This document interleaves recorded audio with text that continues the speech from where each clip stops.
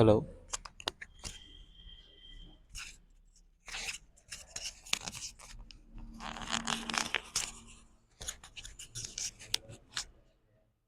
Why this book? இங்கிருந்து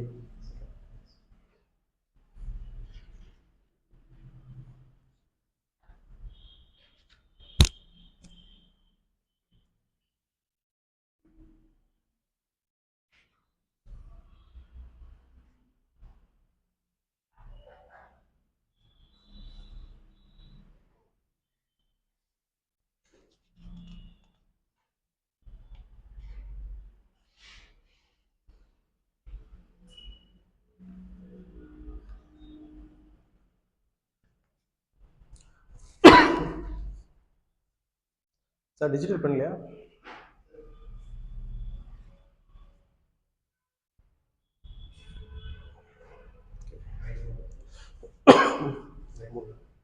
wait பண்ணுறேன் sir.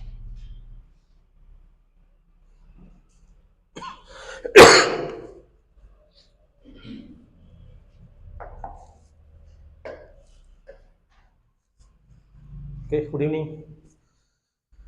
கோ through பண்ணீங்களா? நோட்ஸ் டெவலப் பண்ணீங்களா last time? Current affairs. So இன்றைக்கி நம்ம வந்து Indian constitution, Indian polity deal பண்ண போகிறோம்.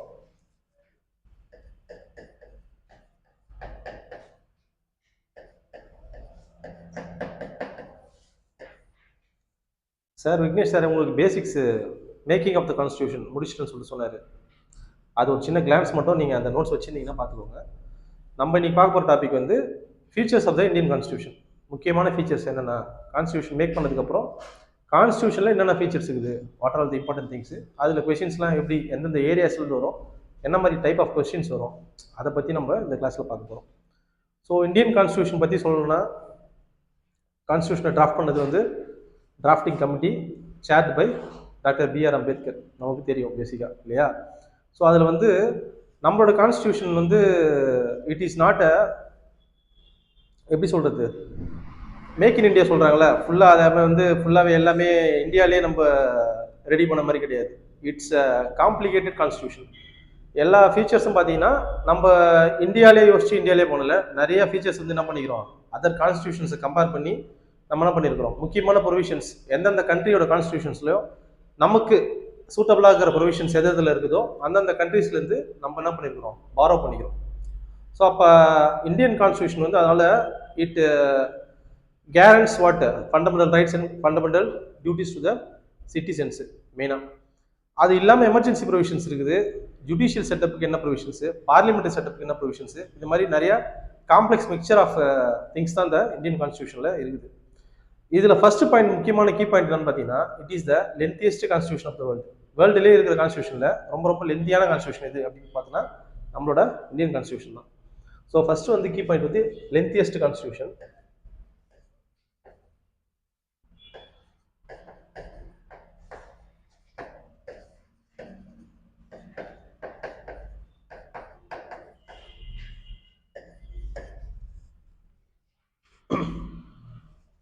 It is also a written constitution.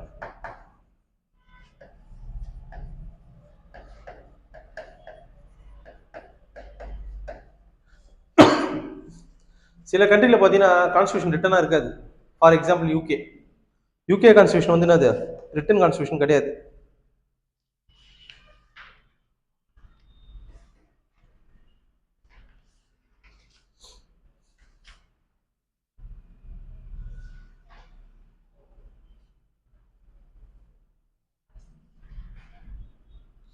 வேற அமெரிக்கன் கான்ஸ்டியூஷன் வந்து ரிட்டன் கான்ஸ்டியூஷன்.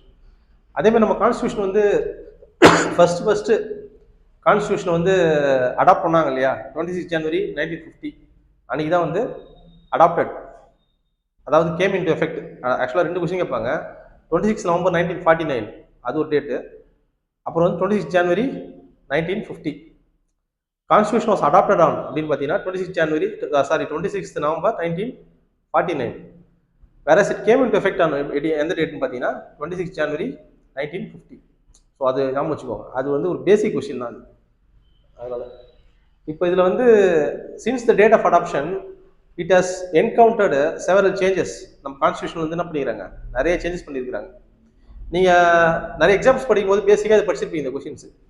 அதில் நிறைய அதாவது அண்டர் ஆர்டிகல் 368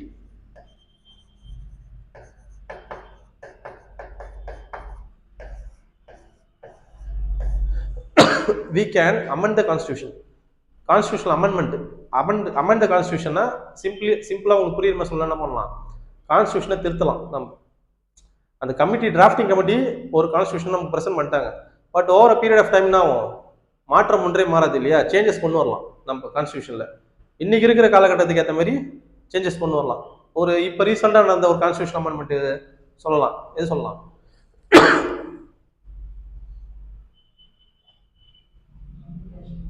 அதான் வெரி குட். ஜம்மு காஷ்மீருக்கு ஸ்பெஷல் ஸ்டேட்டஸ் எவர் சின்ஸ் இண்டிபெண்டன்ஸ்லேருந்து டில் 2019 வரைக்கும் என்ன பண்ணியிருந்தாங்க, we have granted special status to Jammu and Kashmir. In fact they had a separate constitution for the state of Jammu and Kashmir. ஓகேவா? ஸோ அந்த special status that has been repealed by the constitutional amendment. So 2019 வந்து என்ன பண்ணுறாங்க, ஒரு presidential order போடுறாங்க. So அது வந்து என்ன பண்ணுது, அந்த இதை வந்து ஸ்டக் டவுன் பண்ணுது. ஸோ கான்ஸ்டியூஷன் வந்து ஒரு பிரசிடென்ஷியல் ஆர்டினன்ஸ் மூலிமா என்ன பண்ணுறாங்க, அந்த ஒரு ஸ்பெஷல் ஸ்டேட்டஸ் வந்து ரிப்பீல் பண்ணுறாங்க. ஸோ இது வந்து ஒரு அமெண்ட்மெண்ட். அதே மாதிரி 42nd அமெண்ட்மெண்ட் சொல்லிட்டு சொன்னாங்க. இந்திரா காந்தி பீரியட்ல வந்து பார்த்தீங்கன்னாக்கா 42nd கான்ஸ்டியூஷன் அமெண்ட்மெண்ட் கொண்டு வந்தாங்க. அது வந்து என்ன பண்ணுச்சு, கான்ஸ்டியூஷனோட ஸ்ட்ரக்சரை ஒரு சர்டன் பர்சன்டேஜ் வந்து மாத்துச்சு. கான்ஸ்டியூஷன்ல சில தேவையில்லாத ப்ரொவிஷன்ஸ், அவங்களுக்கு அந்த டைம்ல எது இதெல்லாம் தேவையில்லையோ அந்த ப்ரொவிஷன்ஸ்லாம் எடுத்துட்டு தேவைக்கு ஏற்ற மாதிரி ப்ரொவிஷன்ஸை அந்த கான்ஸ்டியூஷன் அமெண்ட்மெண்ட்ல கொண்டு வந்தாங்க. ஸோ அப்போ எவர் சின்ஸ் த அடாப்ஷன் நிறைய அமெண்ட்மெண்ட்ஸ் கொண்டுக்கிறாங்க. 7th அமெண்ட்மெண்ட், 42nd அமெண்ட்மெண்ட், இதெல்லாம் பார்த்துக்கோங்க நீங்க.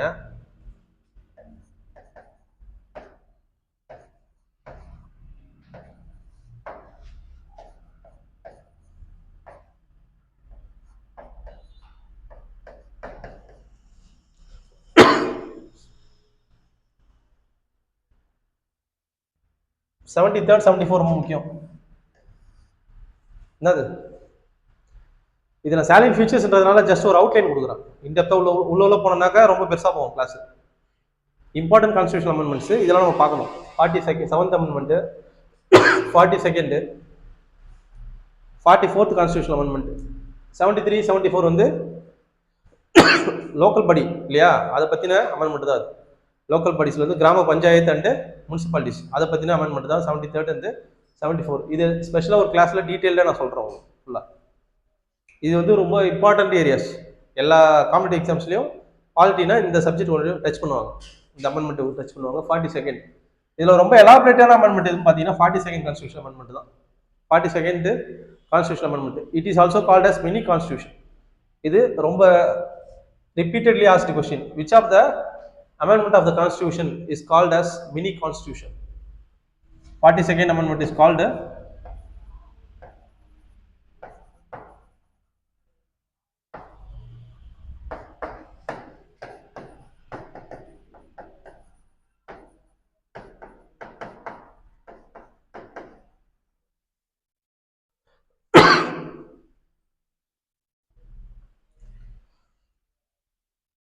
இது எதுக்கு சொல்ல வரேன்னா, நம்மளோட கான்ஸ்டியூஷன் வந்து அமெண்ட் ஆகி தானே ஆகுது. இப்போ இருக்கிற ப்ரெசன்ட் டே கான்ஸ்டியூஷன் வந்து இந்த அளவுக்கு அமெண்ட் ஆகிடுது. அப்போ ஃபர்ஸ்ட் ஸ்டார்டிங்கில் அடாப்ட் பண்ணும்போது கான்ஸ்டியூஷன் எப்படி இருந்தது அப்படின்னு சொல்லிட்டு நம்ம கொஸ்டின் ரைஸ் ஆகும்ல. கான்ஸ்டியூஷன் என்ன இருக்குன்னா, கான்ஸ்டியூஷன் என்ன படிச்சிருக்கிறீங்க, ஜஸ்ட் ஒரு கோத்ரூ கொடுத்தீங்களா? கான்ஸ்டியூஷன் பேசிக்ஸ் என்ன இருக்கும்? ஃபர்ஸ்ட் சாப்டர் என்ன இருக்கும் கான்ஸ்டியூஷனில்? ப்ரீஆம்பிள் இருக்கும். அப்புறம் ஆர்டிகல்ஸ் நிறையா இருக்கும் இல்லையா, ஒவ்வொரு ஆர்டிகலாக இருக்கும் கான்ஸ்டியூஷனில். அப்புறம் கான்ஸ்டியூஷனை பார்ட்ஸாக பிடிச்சிருப்பாங்க. ஆக்சுவலாக ப்ரீஆம்பிள் கான்ஸ்டியூஷனில் பார்ட் வரும், பார்ட் 1, பார்ட் 2, பார்ட் 3, பார்ட் 4 சொல்லிட்டு நமக்கு பார்ட் இருக்கும். ஸோ ஃபர்ஸ்ட் அடாப்ட் பண்ணப்போ இப்போ வந்து பார்த்தீங்கன்னா 25 பார்ட்ஸ் இருக்குது. அடாப்ட் பண்ண டைமில், அதாவது அந்த 1950s நமக்கு டோட்டலாக எத்தனை ஆர்டிகல்ஸ் இருந்தது at the time of adoption?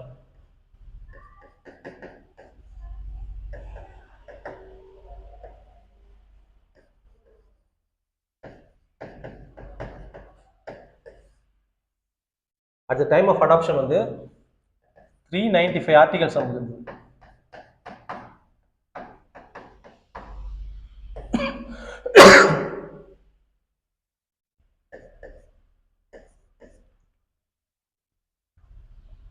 22 parts, 8 schedules.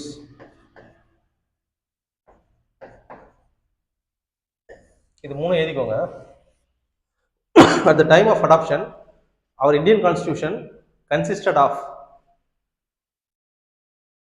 395 articles divided into 22 parts and 8 schedules.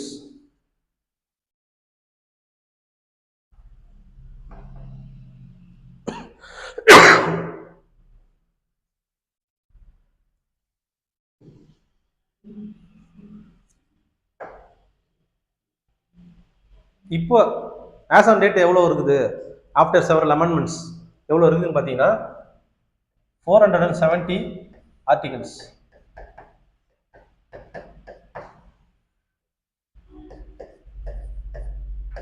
25 parts இருக்குது, 12 ஷெட்யூல்ஸ்.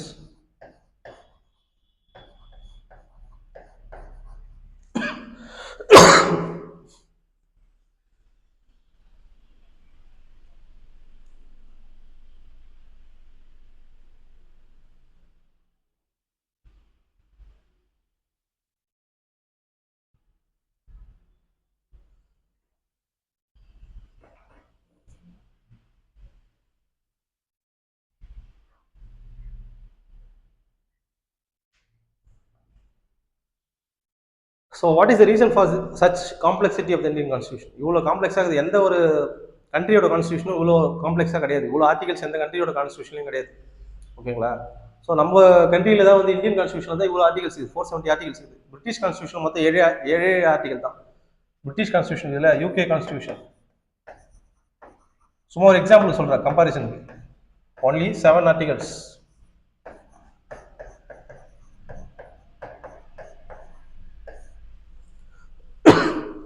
இதுக்கு ரீசன் என்னன்னாக்கா, ஃபர்ஸ்ட் வந்து இந்தியா வந்து it's a diverse country. We have several religions, several languages and so many states and union territories. So geographical factor is the first factor that contributes to the complexity of the constitution of India. So first வந்து geographical factor. இது வந்து just உங்களோட நாலேஜ்க்காக தான், not for exam orientation. இது exam இந்த areas வந்து exam இது கேட்க மாட்டாங்க. உங்களுக்கு இன்ட்ரோ வந்து ஒரு ஸ்டார்ட் அப் நல்ல ஸ்டார்ட் அப்பாக இருக்கும்னு சொல்லி தான் கொடுக்குறேன் நான். பேசிக்காக உங்களுக்கு என்ன பண்ணுவோம், நீங்கள் அந்த கான்செப்ட் வந்து உள்ள அவங்க அண்டர்ஸ்டாண்ட் பண்ணிங்கன்னு சொல்லி தான் சொல்கிறேன் நான். இதில் வந்து எக்ஸாம் ஓரியன்டேஷன் எதுவும் கிடையாது. So geographical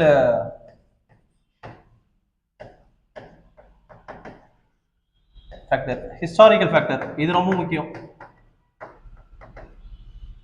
this is important. Historical factor ரொம்ப முக்கியம். ஏன்னா ஹிஸ்ட்ரியில் சார் கிளாஸ் எடுத்தார், லாஸ்ட் கிளாஸ் எடுத்தாரா constitution, making of the constitution எடுத்துன்னு சொன்னார். மேக்கிங் ஆஃப் த கான்ஸ்டியூஷன் எதெல்லாம் படிச்சிங்க? Historical factor.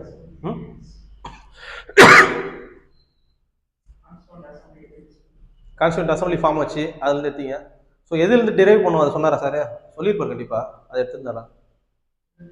நீங்கள் தான் சொல்லணும் சார். அந்த ஏரியா கண்டிப்பாக டச் பண்ணியிருப்பாரு. ஏன்னா பேசிக்காக தான் இந்தியன் கான்ஸ்டியூஷனோட பேசிக்காக தான், அதனால தான் அது இம்பார்ட்டன்ட் போட்டேன் நான். ஆக்ட்லாம் சீக்வன்ஷியலாக சொல்லியிருப்பாரு sir. Regular acting act, Pitt's India act, Montagu Chelmsford's Chelmsford reform, அப்புறம் வந்து லாஸ்டாக ஒரு ஆக்ட் வரும், என்னது அது சொல்லியிருப்பாரு. நீங்கள் படிக்காமல் ரிவைஸ் பண்ண விட்டுருப்பீங்க. அதை பண்ணாதான் உங்களுக்கு அந்த கண்டினியூட்டி இருக்கும். நான் அலைன்மெண்ட் மூவ்மெண்ட்டா? அது ஹிஸ்ட்ரியில் வரும், மாடர்ன் இந்தியன் ஹிஸ்ட்ரியில் வரும். ஓகே, இந்த 2 ஃபேக்டர்ஸ் எழுதிக்கோங்க. So we look in detail about the historical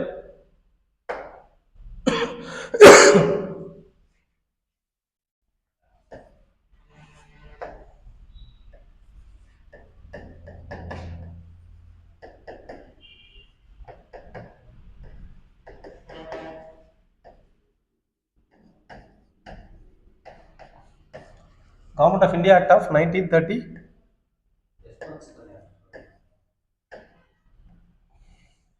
35.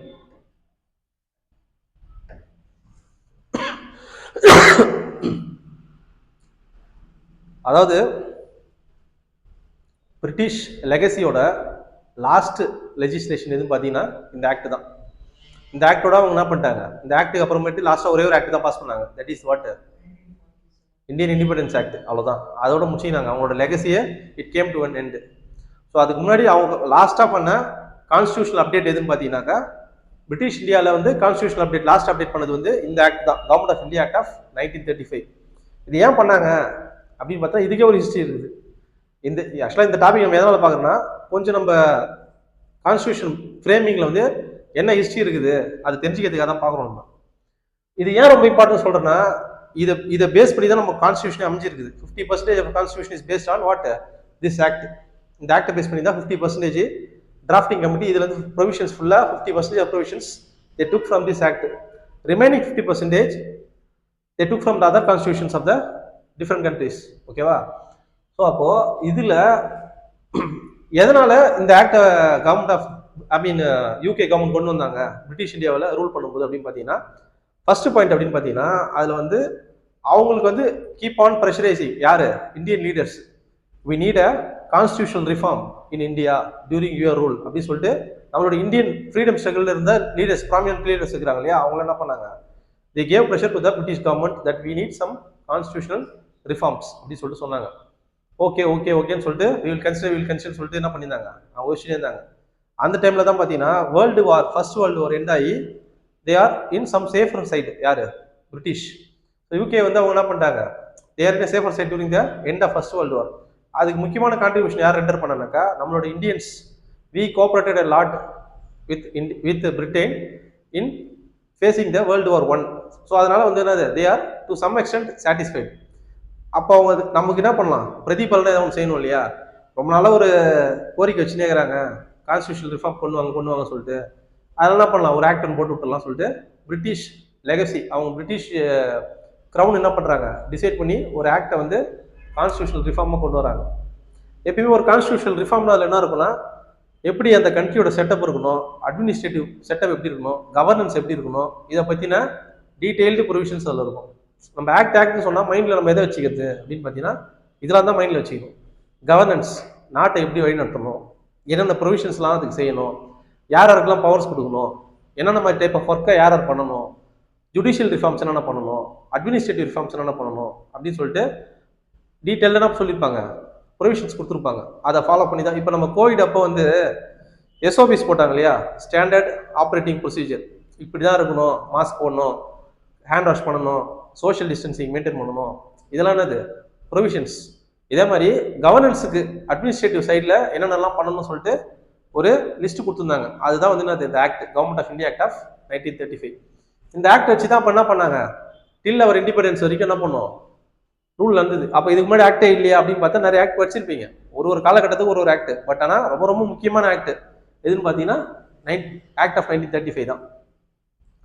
So இதில் முக்கியமான ஃபீச்சர்ஸ் மட்டும் நான் சொல்லிடுறேன், ஜஸ்ட் ஒரு ரஃப்ரன்ஸ் மட்டும் எடுத்துக்கோங்க. ஏன்னா இது வந்து ஒரு பாலிட்டின்றது வந்து ஒரு ட்ரையான சப்ஜெக்ட் நீங்கள் நினச்சின்னு இருப்பீங்க, பார்க்கறதுக்கு அப்படி தான் தெரியும். ஏன்னா இதில் சயின்ஸ் அண்ட் டெக்னாலஜினா நிறைய உங்களுக்கு என்ன சொல்லலாம், இன்புட்ஸ் கொடுக்கலாம், எக்ஸாம்பிள்ஸ் நிறைய சொல்லலாம், கிளாஸ் கொஞ்சம் இன்ட்ரெஸ்டிங்காக இருக்கும். இது கொஞ்சம் ட்ரையாக இருக்கிற மாதிரி தோணும் ஃபர்ஸ்ட் வந்து படிக்கிறவங்களுக்கு. பட் ஆனால் ரொம்ப ரொம்ப முக்கியமான சப்ஜெக்ட். இது இன்ட்ரெஸ்டாக தெரிஞ்சு படிச்சிட்டோம்னா, புரிஞ்சு படிச்சிட்டோம்னா நம்ம ரொம்ப ஈஸி, மார்க் ரொம்ப அதிகமாக ஸ்கோர் பண்ணுறதுக்கான பாசிபிலிட்டிஸ் எதில் இருக்குதுன்னா, இந்த இந்தியன் பாலிட்டியில் என்ன பண்ணலாம், ஈஸியாக ஸ்கோர் பண்ணிடலாம் mark. Only thing we need to do is we have to understand the concept, அவ்வளோதான். ஹிஸ்ட்ரி ஓரியன்டாக படிக்கணும். இதை ஹிஸ்டாரிக்கலாக கொண்டு வந்தீங்கன்னா படிச்சீங்கன்னா என்ன உங்களுக்கு ஈஸியாக புரிய ஆரம்பிச்சிடும்.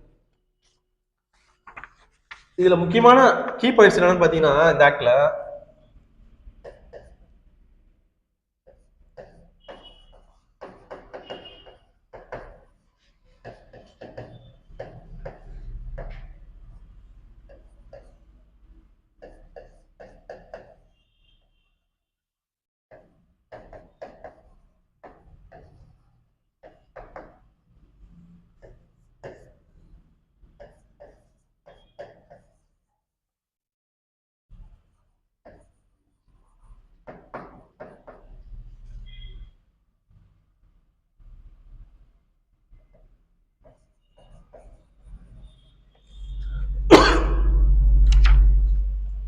Provincial autonomy. ஃபர்ஸ்ட் அப்போ இந்தியா பிஃபோர் இண்டிபெண்டன்ஸ் எப்படி இருந்ததுன்னா ப்ராவின்சஸாக இருந்தது. Madras province, Bengal province, Bombay province அப்படின்னு சொல்லுவாங்க. ப்ராவின்ஸ்ன்றதுக்கு இப்போ இருக்கிற ஈக்குவலன்ட் வேர்டு எதுன்னு பார்த்தீங்கன்னா ஸ்டேட்ஸ் ஞாபகம் வச்சுக்கோங்க. தமிழ்நாடுன்ற ஒரு ஸ்டேட்டு, கர்நாடகான்றது ஒரு ஸ்டேட்டு, பெங்கால்ன்றது ஒரு ஸ்டேட்டு, மகாராஷ்டிரான்றது ஒரு ஸ்டேட் இல்லையா? அப்போ மகாராஷ்டிரா தான் அந்த காலத்தில் என்னது பாம்பே ப்ராவின்ஸ். பெங்கால்ன்றது இப்போ நீங்கள் வெஸ்ட் பெங்கால் சொல்கிறோம் இல்லையா, அது வந்து அது பெங்கால் ப்ராவின்ஸ். நம்ம மெட்ராஸ் வந்து மெட்ராஸ் ப்ராவின்ஸ் சொல்லுவாங்க. ஓகேவா? சென்னை தமிழ்நாடு. ஸோ அதை வந்து ப்ராவின்சியல் அட்டானமினா என்னது? அட்டானமஸ் பாடின்னு சொல்லியிருப்போம், படிச்சிருப்போம். அட்டானமஸ் பாடினா என்னது?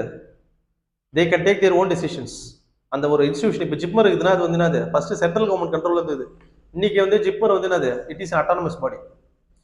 They can frame their own rules for running the organisation. They D not depend on the centre. ஓகேவா? அதுதான் அட்டானமி. ஸோ அப்போ ப்ராவின்சியல் அட்டானமினா இந்தியாவோட ஃபுல் கண்ட்ரோலுமே அப்போ வந்து ஃபர்ஸ்ட் ஈஸ்ட் இந்தியா கம்பெனி கிட்ட இருந்தது. ஆஃப்டர் 1858 அப்புறம் அது யாருக்கு வந்தது? டைரக்டா பிரிட்டிஷ் கிரவுன் கிட்ட போயிடுச்சு. பிரிட்டிஷ் கிரவுன் 1858 அப்புறம் என்ன பண்ணாங்கன்னாக்கா தே டைரக்ட்லி ஸ்டார்டட் ரூலிங் எஸ். அதுக்கு முன்னாடி வந்து யார் ரூல் பண்ணா? ஈஸ்ட் இந்தியா கம்பெனி தான் நம்மள ரூல் பண்ணிச்சு. அவங்க என்ன பண்ணாங்க? பிரிட்டிஷ் கிரவுன் என்ன பண்ணாங்க? Through East India company they ruled us with some provisions. அவங்களோட மெயின் மோட்டிவ் வந்து டாக்ஸ் கலெக்ஷன் தான். இங்கேருந்து டாக்ஸ் கலெக்ட் பண்ணணும், அது பிரிட்டிஷ் கிரவுனுக்கு போகணும். ஈஸ்ட் இந்தியா கம்பெனி என்ன பண்ணலாம்? அவங்க வந்து எக்கனாமிக்கலாக ஏதாவது ஒரு பெனிஃபிட்டை நம்மளோட இந்தியாவில் தேடிக்கலாம். அப்படிதான் அந்த செட்டப் இருந்தது. 1858 அப்புறம் அவங்க வந்து என்னது தே பிகேம் வெரி கிளியர். யார்? பிரிட்டிஷ் கிரவுன் என்ன பண்ணிட்டாங்க? கம்பெனி தேவையில்லை, இதுக்கப்புறம் you exit from India, we will directly start ruling the country அப்படின்னு சொல்லிட்டு என்ன பண்ணிட்டாங்க? டைரக்டாக வந்துட்டாங்க. ஸோ அப்போ வந்து அப்போ இருந்த செட்டப் தான் இந்த ப்ராவின்சஸ், பிரின்ஸ்லி ஸ்டேட்ஸ் எல்லாம். அந்த காலத்தில் சொல்லியிருப்பாங்களே ஜமீன்தார் வந்து இருந்தார், ஜமீன் இருந்தார்னு சொல்லிட்டு. ஜமீன்றது வந்து என்னன்னா ஒரு பிரின்ஸ்லி ஸ்டேட். பிரின்ஸ்லி ஸ்டேட்னா வந்து அந்த ஊருக்கு ஒரு குறுநில மன்னர் மாதிரி அவர் ஒரு பகுதி வந்து என்ன வச்சிருப்பாரு, அவரோட கண்ட்ரோல் வச்சிருப்பாரு. அது வந்து ப்ராவின்ஸா கணக்கு எடுத்துக்க முடியாது, ஏன்னா அது ஒரு சின்ன ஏரியா. சின்ன ஏரியால அவர் என்ன பண்ணுவாரு? அவர் தான் அதை ரூல் பண்ணியிருப்பாரு. ஆல்ரெடி ஒரு சின்ன ராஜாவா இருந்திருப்பாரு. அப்போ வந்து அவங்க பிரிட்டிஷ் என்ன பண்ணியிருப்பாங்கன்னா அது வந்து ஒரு அவர் என்ன பண்ணியிருப்பாங்க, இந்த சின்ன ஏரியா நமக்கு ரூல் பண்ண தேவையில்ல, அவர் மட்டும் நமக்கு என்ன பண்ணிட்டோம், ஒரு ஃப்ரெண்ட்லி ரிலேஷன்ஸ் இருக்கட்டும், நீங்களே ரூல் பண்ணீங்க, டேக்ஸ் மட்டும் கட்டிடுங்க அப்படின்னு சொல்லிட்டு ஒரு அக்ரிமெண்ட் போட்டிருப்பாங்க. அந்த மாதிரி நிறைய பிரின்ஸ்லி ஸ்டேட்ஸ் அப்போ இருந்தது நம்ம கிட்ட. பிரிட்டிஷ் ரூல் அப்போ பிரின்ஸ்லி ஸ்டேட்ஸ் நிறைய இருந்தது. ஆஃப்டர் இண்டிபெண்டன்ஸ்க்கு அப்புறம் என்ன பண்ணிட்டாங்கன்னா அது எல்லாத்தையும் என்ன பண்ணிட்டாங்க? இந்தியா கூட மர்ச் பண்ணிட்டாங்க. எல்லா பிரின்ஸ்லி ஸ்டேட்டையும் என்ன பண்ணிட்டாங்க? இந்தியா கூட மர்ச் பண்ணிட்டாங்க. எல்லா ப்ராவின்சஸையும் என்ன பண்ணிட்டாங்க? ஸ்டேட்ஸ் ரீஆர்கனைசேஷன் ஆக்ட் படிச்சிருப்பீங்க. 1956 என்ன பண்ணிட்டாங்க? 1956 வருஷம் ஸ்டேட்ஸ் ரீஆர்கனைசேஷன் ஆக்ட் மூலிமா ப்ராவின்சஸ்லாம் என்ன மாற்றிட்டாங்க? ஸ்டேட்ஸாக மாற்றிட்டாங்க. ஓகேவா? Based on what? இது ஒரு கொஸ்டின். ப்ராப்பர்ட்டி வச்சா? Based on languages. தமிழ் பேசுகிறவங்கலாம் எந்த ஸ்டேட்டு? தமிழ்நாடு. தெலுங்கு பேசுகிறவங்களாம் ஆந்திரா. கன்னடா பேசுகிறவங்களாம் கர்நாடகா அப்படின்னு சொல்லிட்டு, அது குஜராத்தி பேசுகிறவங்களாம் குஜராத் அப்படின்னு சொல்லிட்டு என்ன பண்ணாங்க? பேஸ்ட் ஆன் லாங்குவேஜ் ஸ்டேட்ஸ் வேர் ரீஆர்கனைஸ்ட். ஓகேவா? ஸோ இந்த ப்ரொவின்ஷியல் அட்டானமி அப்படின்றது வந்து ப்ராவின்சஸ்க்கு வந்து என்ன பண்ணாங்க? செல்ஃபாக டெசிஷன் எடுக்கக்கூடிய ஒரு பவர்ஸை கொடுத்தாங்க. அதுக்கு முன்னாடி எல்லாமே யாரோட கண்ட்ரோல் இருந்தது? ஈஸ்ட் இந்தியா கம்பெனி கண்ட்ரோலில் தான் இருந்தது. அவங்க என்ன சொல்கிறாங்களோ அவங்க தானே. ஒரு ப்ராவின்சஸையும் வந்து இப்போ நமக்கு கவர்னர் இருக்கிறாங்களே, நமக்கு சிஎம் இருக்கிறாங்க, கவர்னர் இருக்கிறாங்க. அந்த காலத்தில் பார்த்தீங்கன்னா ப்ராவின்ஸ் வந்து நான் சொல்றது வந்து இந்த அட்டானமிக்கு முன்னாடி யார் இருப்பாங்கன்னா டைரக்டா ஒரு கவர்னர் மட்டும் தான் இருப்பாரு. சிஎம் அவங்களாம் இருக்க மாட்டாங்க, எம்எல்ஏஸ்லாம் இருக்க மாட்டாங்க. கவர்னருக்கு வந்து என்ன வரும்? ஹெட்ல இருந்து இன்ஸ்ட்ரக்ஷன் வரும், இப்படிதான் நீங்க பண்ணணும்னு சொல்லிட்டு. அவர் he will implement it in the province. இப்போ மெட்ராஸ் ப்ராவின்ஸ்ல ஏதோ ஒரு ரூல் கொண்டு வராங்கன்னா அந்த ரூலை யார் இம்ப்ளிமெண்ட் பண்ண சொல்லியிருப்பாங்க? Governor himself will not implement it. He may get orders from the centre. சென்டர்ல இருந்து ஒரு ஆர்டர் வரும் அவருக்கு, அதை என்ன பண்ணுவார்? இம்ப்ளிமெண்ட் பண்ணுவார். அப்படிதான் இருந்தது. It is not autonomy. அது பேர் அட்டானமியா? அட்டானமி கிடையாது. இந்த ஸ்டேட்டுக்கு என்ன முக்கியம்? இப்போ பாண்டிச்சேரி வந்து இப்போ ஒரு ஸ்டேட் ப்ராவின்ஸ்னு வச்சுக்கோங்க, ஒரு உதாரணத்துக்கு சொல்றேன். பாண்டிச்சேரி ரூல் பண்ற கவர்னர் என்ன பண்ணும்? பாண்டிச்சேரிக்கு இது முக்கியம், அதனால என்ன பண்றேன், இந்த ரூல் நான் வந்து இப்போ இம்ப்ளிமெண்ட் பண்றேன். Traffic for example Saturday Sunday ரொம்ப டிராஃபிக்கா இருக்குது, அப்போ டிராஃபிக் நான் ரெகுலேட் பண்றதுக்கு ஒரு ரூல் கொண்டு வரேன் அப்படின்னு சொல்லிட்டு என்ன பண்ணுவோம்? சூமோட்டாவா அவரே என்ன பண்ணணும்? நம்மளுக்கு தேவையான தேவையை நம்மளே பூர்த்தி பண்ணிக்கிற மாதிரி. ஸோ அந்த மாதிரி ஒரு ப்ராவின்சஸ்க்கும் என்னென்ன தேவை இருக்குதோ அந்தந்த ப்ராவின்சஸோட கவர்னர்ஸ் என்ன பண்ணலாம்? They can take their own decisions without depending or without relying on the center to give assent. ஓகேவா? அவங்க கிட்ட இருந்து உத்தரவு வாங்க தேவையில்ல. அதான் provincial autonomy. Dyarchy at the centre. டயார்கினா பாத்தீங்கன்னா இப்போ பிரைம் மினிஸ்டர் இருக்கிறார் இல்லையா, பிரைம் மினிஸ்டர் இருப்பாங்க, கூட கேபினெட் மினிஸ்டர்ஸ் நிறைய இருப்பாங்க. அதே மாதிரி இங்கே சிஎம் இருப்பாங்க, கவுன்சில் ஆஃப் மினிஸ்டர்ஸ் நிறைய பேர் இருப்பாங்க, சிஎம் கூட மினிஸ்டர்ஸ். இப்போ எஜுகேஷன்றது பார்த்தீங்கன்னா ஸ்டேட் கவர்மெண்ட்லேயே எஜுகேஷன் இருக்குது, சென்ட்ரல் கவர்மெண்ட்லேயே எஜுகேஷன் இருக்குது. ஆனால் டிஃபென்ஸ் வந்து ஸ்டேட் கவர்மெண்ட்ல டிஃபென்ஸ் இருக்குதா? சென்ட்ரல் கிட்ட மட்டும் தான் டிஃபென்ஸ் இருக்குது இல்லையா? அது மாதிரி ஸ்பேஸ் ஏவியேஷன், ஸ்பேஸ் டெக்னாலஜி வந்து பார்த்தீங்கன்னா சென்ட்ரலில் மட்டும் தான் இருக்குது, ஸ்டேட்டில் கிடையாது. ஸோ இதெல்லாம் பார்த்தீங்கன்னா சப்ஜெக்ட்ஸ்னு சொல்லுவாங்க. என்ன சொல்லுவாங்கன்னா சப்ஜெக்ட்ஸ்.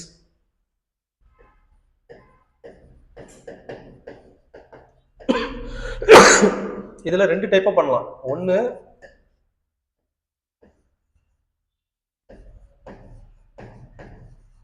ரிசர்வ்டு, ரெண்டாவது டிரான்ஸ்ஃபர்டு.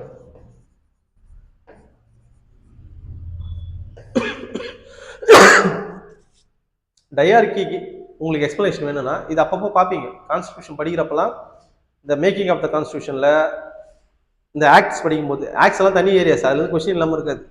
ஆக்ட் எல்லாம் தனியாக படிச்சு வச்சுக்கோங்க. ரைட் ஃப்ரம் ரெகுலேட்டிங் ஆக்ட்னு நினைக்கிறேன் 1773 ஸ்டார்ட் பண்ணி அன்டில் இந்தியன் இண்டிபெண்டன்ஸ் ஆக்ட் வரைக்கும் படிச்சு வச்சுக்கோங்க ஃபுல்லாக. இதில் எல்லாத்துலேயுமே பார்த்தீங்கன்னா நிறைய இடத்துல இந்த ப்ராவின்ஷியல் அட்டானமி பார்ப்பீங்க, டயார்கி பார்ப்பீங்க, இந்த மாதிரி சில கீவேர்ட்ஸ் எல்லாம் பார்ப்பீங்க. படிக்கும்போது புரியாது. ஸோ கிளாஸில் அதனால நான் அதெல்லாம் என்னன்னு சொல்லி டீட்டெயிலாக உங்களுக்கு புரியுமா சொல்லிடுறேன். இந்த டயார்கின்றது என்னன்னா சப்ஜெக்ட்ஸை 2ஆக பிரிக்கிறோம். அதுதான் வந்து அது டயார்கி. 2ஆக பிரிச்சிட்டோமா, இதுதான் டயார்கி. டைனாலே 2 இல்லையா? ஸோ முக்கியமான டிபார்ட்மெண்ட்ஸ், கீ டிபார்ட்மெண்ட்ஸை யார் பண்ணிப்பாங்கன்னா அந்த மொனார்க் வச்சுப்பார். மொனார்க்னா யாருன்னா அப்போ அந்த டைமில் பார்த்தீங்கன்னா ஒன்று கவர்னர் ஜெனரல், அப்படி இல்லைன்னா வைஸ்ராய். இதுக்கு சின்ன விலங்கு கொடுத்துட்றா, இதையும் படிச்சுக்கோங்க. லார்ட் வில்லியம் பெண்டிங் இருக்கிறார் இல்லையா, அந்த டைமில் அவர் வரைக்கும் என்னன்னா ஃபர்ஸ்ட்டு முன்னாடி எப்படி பண்ணாங்கன்னா இந்தியாவுக்கு ஒரு தலைமை வேணும் ரூல் பண்ணுறதுக்கு. இப்போ ஃபார் எக்ஸாம்பிள் உங்களுக்கு புரியுதுன்னா இந்தியாவோட தலைமை இமீடியட் யார்? Prime minister. அந்த டைமில் வைஸ்ராய், அதுக்கு முன்னாடி கவர்னர் ஜெனரல் இல்லையா? கவர்னர் ஜெனரல் ரெகுலேட்டிங் ஆக்ட்ல தான் கவர்னர் ஜெனரல் வேர்டு வரும் 1773ல. அது எந்த டைம் வரைக்கும் கண்டினியூ ஆச்சு governor ஜெனரல்ன்ற word?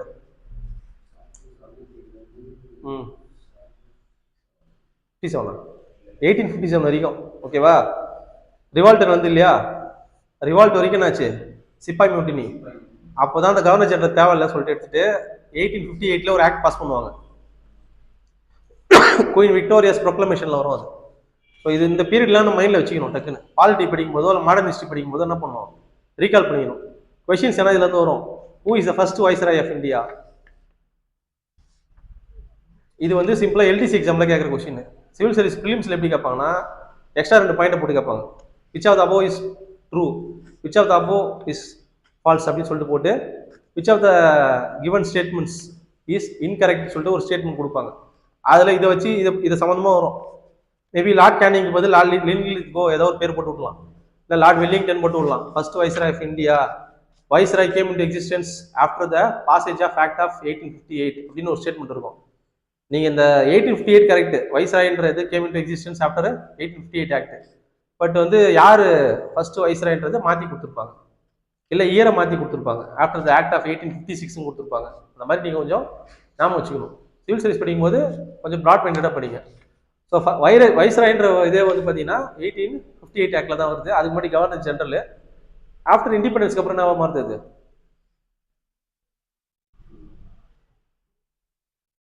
Governor general of India.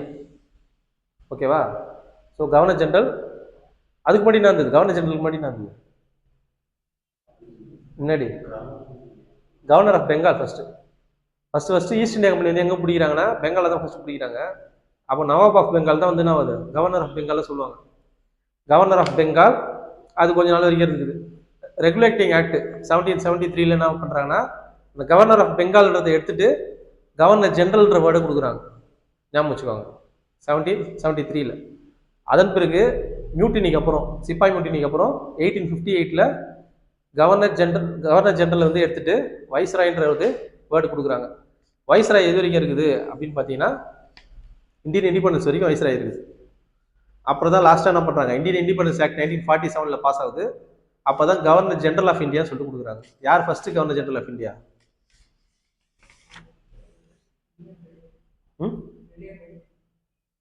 William Bentinck. அது வந்து பிரிட்டிஷ் இந்தியாவில், அதில் 2 இருக்குது, அதையும் படிச்சுக்கோங்க. First governor general of British இந்தியான்னு கொடுத்தாங்கன்னா William Bentinck. First governor general of independent இந்தியான்னு கொடுத்தாங்கன்னா மவுண்ட் பேட்டன். ஓகேவா? மாடர்ன் ஹிஸ்ட்ரி அது அந்த டாபிக்ஸ்லாம் வந்துருச்சு, இன்னும் வரலையா? இன்னும் வரல. சரி, ஓகே. படிக்கும்போது உங்களுக்கு ஈஸியாக இருக்கும். இப்போ நான் சொல்லும் போது கஷ்டமாக இருக்கும், என்னடா எதோ சொல்கிறேன்ற மாதிரி தோணும். ஜஸ்ட் இந்த பேட்டர்னை மைண்டில் வச்சுக்கோங்க. கவர்னர் ஆஃப் பெங்கால், அப்புறம் வந்து அது கவர்னர் ஜெனரல் ஆஃப், அப்புறம் viceroy, governor general of India. இது நாம வச்சுக்கோங்க, படிக்க ஈஸியாக இருக்கும்.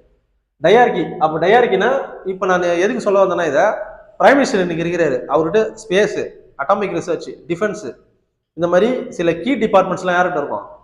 பிரைம் மினிஸ்டர் கிட்ட இருக்கும். ஸோ இப்போ பிரைம் மினிஸ்டர் அப்போ அந்த டைமில் பார்த்தீங்கன்னா ஒன்று வைஸ்ராய், அப்படி இல்லைனா கவர்னர் ஜெனரல். ஸோ அப்போ என்ன பண்ணாங்கன்னா ரெண்டாக பிரிச்சாங்க அந்த டிபார்ட்மெண்ட்ஸ். சென்ட்ரலில் இருக்கிற டிபார்ட்மெண்ட்ஸை ரெண்டாக பிரிச்சாங்க. ஒன்று வந்து ரிசர்வ்டு, இப்போ இருக்கிற மாதிரி டிஃபென்ஸ், அட்டாமிக் ரிசர்ச். அப்போ அட்டாமிக் ரிசர்ச்லாம் அப்போ கிடையாது. மெயினாக டிஃபென்ஸ். மிலிட்ரி வந்து யார் கண்ட்ரோலில் இருக்கும்? Head of the state. யார் ஹெட் ஆஃப் த ஸ்டேட்டோ அவங்க கண்ட்ரோலில் தானே இருக்கும். மிலிட்ரி இருக்கும். போலீஸ் வந்து என்ன இருக்கும்னாக்கா சென்ட்ரல்லையும் இருக்கும், ஸ்டேட்லேயும் இருக்கும். அந்த மாதிரி எஜுகேஷன் அதே மாதிரி. எஜுகேஷன் பார்த்தீங்கன்னா என்ன இருக்கும்? Transfer subject. Education, forest, police இதெல்லாம் வந்து என்னது? சிம்பிளான சப்ஜெக்ட். அதனால அதெல்லாம் யார்கிட்ட கொடுத்துட்டாங்க? ஸ்டேட்ஸ் கிட்டே கொடுத்துட்டாங்க. நீங்கள் வச்சு பார்த்துக்கோங்க. ஃபாரஸ்ட்டு, போலீஸு இதெல்லாம் வந்து எஜுகேஷனு, ஹெல்த் இதெல்லாம் வந்து அனுப்பிட்டாங்க, ஸ்டேட் கிட்ட கொடுத்துட்டாங்க. மிலிட்ரின்றது வந்து ஒரு கண்ட்ரியோட முக்கியமான ஒரு டிபார்ட்மெண்ட், கீ டிபார்ட்மெண்ட். அதனால அந்த டிபார்ட்மெண்ட் யார் வச்சுக்கிறாங்கனாக்கா ஹூ வில் பி த மொனார்கோ, அவங்களோட கண்ட்ரோலில் இருக்கும். ஸோ அதுதான் வந்து என்னது? டயார்கி. By cameral legislature. இது பார்த்தீங்கன்னா லோக்சபா, ராஜ்யசபா ரெண்டு இருக்குது இல்லையா? ஸோ லோக்சபா, ராஜ்யசபா ரெண்டு லெஜிஸ்லேச்சர். இந்த செட்டப் வந்து இந்த ஆக்ட் மூலியமா வந்துருச்சு. இப்போ நம்ம இன்னைக்கு ஃபாலோ பண்ற இந்த கான்ஸ்டியூஷன்ல லெஜிஸ்லேச்சர்னு ஒன்று இருக்குது. லெஜிஸ்லேச்சர்னு உள்ள போனோம்னா என்ன இருக்கும்?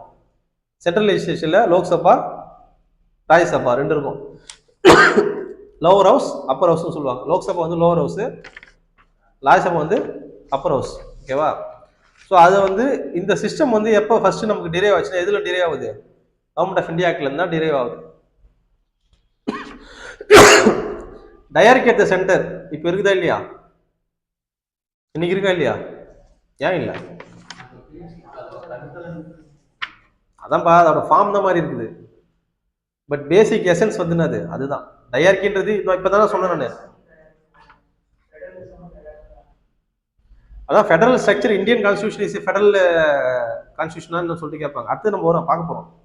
ஃபெடரலா இல்ல யுனைடரியா?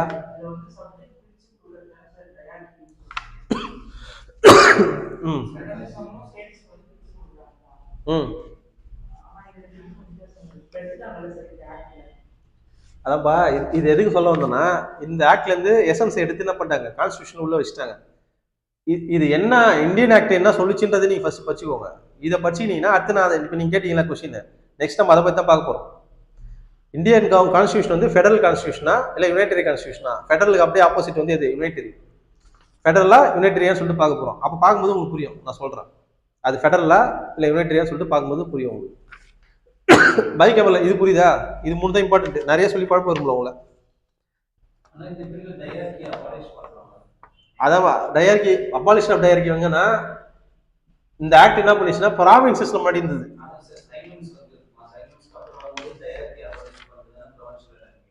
டயார்கி வந்து ஒரு இடத்துல அபாலிஷ் பண்ணுவாங்க, இன்னொரு இடத்துல கிரியேட் பண்ணுவாங்க. இந்த ஆக்ட் என்ன பண்ணுன்னா இட் அபாலிஷ் டயார்கி அட் த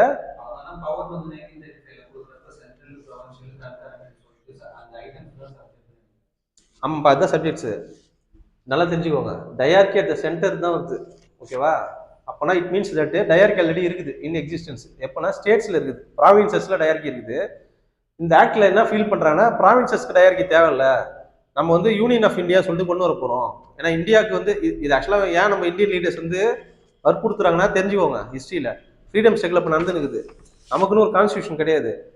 பிரிட்டிஷை வச்சே நம்ம எல்லாமே, ஏன்னா அப்போ படிச்ச ஆளுங்களாம் யாரும் கிடையாது நம்ம கிட்ட, ரொம்ப கிடையாது. நம்ம ஆளுங்க என்ன ஃபீல் பண்றாங்கன்னா இவங்கள வச்சு என்ன பண்ணலாம், ஒரு கான்ஸ்டியூஷன் கிரியேட் பண்ணிட்டு செட்டப் கொண்டு வந்துடலாம். பொறுமையா உங்கள்கிட்ட பேசி பேசி என்ன பண்ணிடலாம், இவங்களை கைட்டி விட்டுட்டு எங்களுக்கு இண்டிபெண்டன்ஸ் கொடுங்கன்னா நமக்கு செட்டப் எஸ்டாப்ளிஷ் ஆயிடுது இல்லை ஆல்ரெடி. நம்ம இது ஒன்னொன்றையும் நம்ம பண்ண முடியாது. உட்காந்துன்னு எல்லாரையும் கூட்டு மீட்டிங் போட்டு, இந்தியா அப்பயே பெரிய vast country, diverse religions, diverse languages, நிறைய கல்ச்சரல் எத்னிசிட்டி அதெல்லாம் நிறைய இருக்குது. ஸோ இவ்வளோத்தையும் நம்மளால மேனேஜ் பண்ண முடியாது. இந்தியன் லீடர்ஸ்க்கு தெரியும். அவங்களும் கொஞ்சம் இன்டெலிஜென்ட்டாக யோசிச்சாங்க. பிரிட்டிஷை வச்சு நம்ம என்ன பண்ணலாம், சில காரியத்தெல்லாம் சாதிச்சிக்கலாம், சாதிச்சிங்கன்னா அவங்க வெளியே போகும்போது நம்மகிட்ட அந்த செட்டப் அப்படியே கொடுத்துட்டு போவாங்க.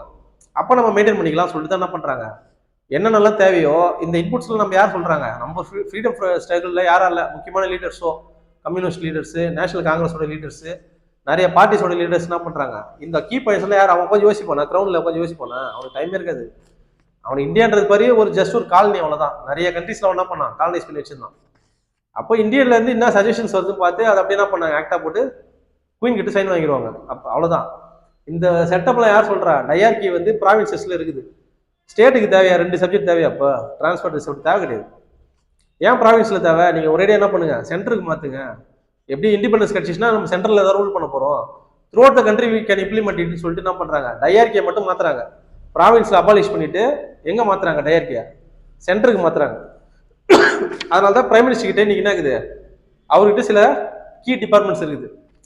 ஸ்டேட்டில் அதுமே கிடையாது. ஏன்னா இப்போ என்ன பண்ணிட்டாங்க, அபாலிஷ் பண்ணிட்டாங்க. இப்போ ஸ்டாலின் கிட்ட இருக்குதா கீ டிபார்ட்மெண்ட்? எதுவுமே அவர்கிட்ட கிடையாது. சும்மா பேருக்குன்னு ஒரு இலாக்கா மந்திரியாக கொடுத்துருப்பாங்க, அவ்வளோதான். அவர்கிட்ட மிலிட்ரி இருக்குதா? ஸ்டேட்டில் மிலிட்ரி இருக்குதா? கிடையாது. மிலிட்ரின்றது சென்டருக்கு மட்டும்தான், ஒரு ஸ்டேட்டுக்கு மிலிட்ரி கிடையாது, போலீஸ் மட்டும்தான்.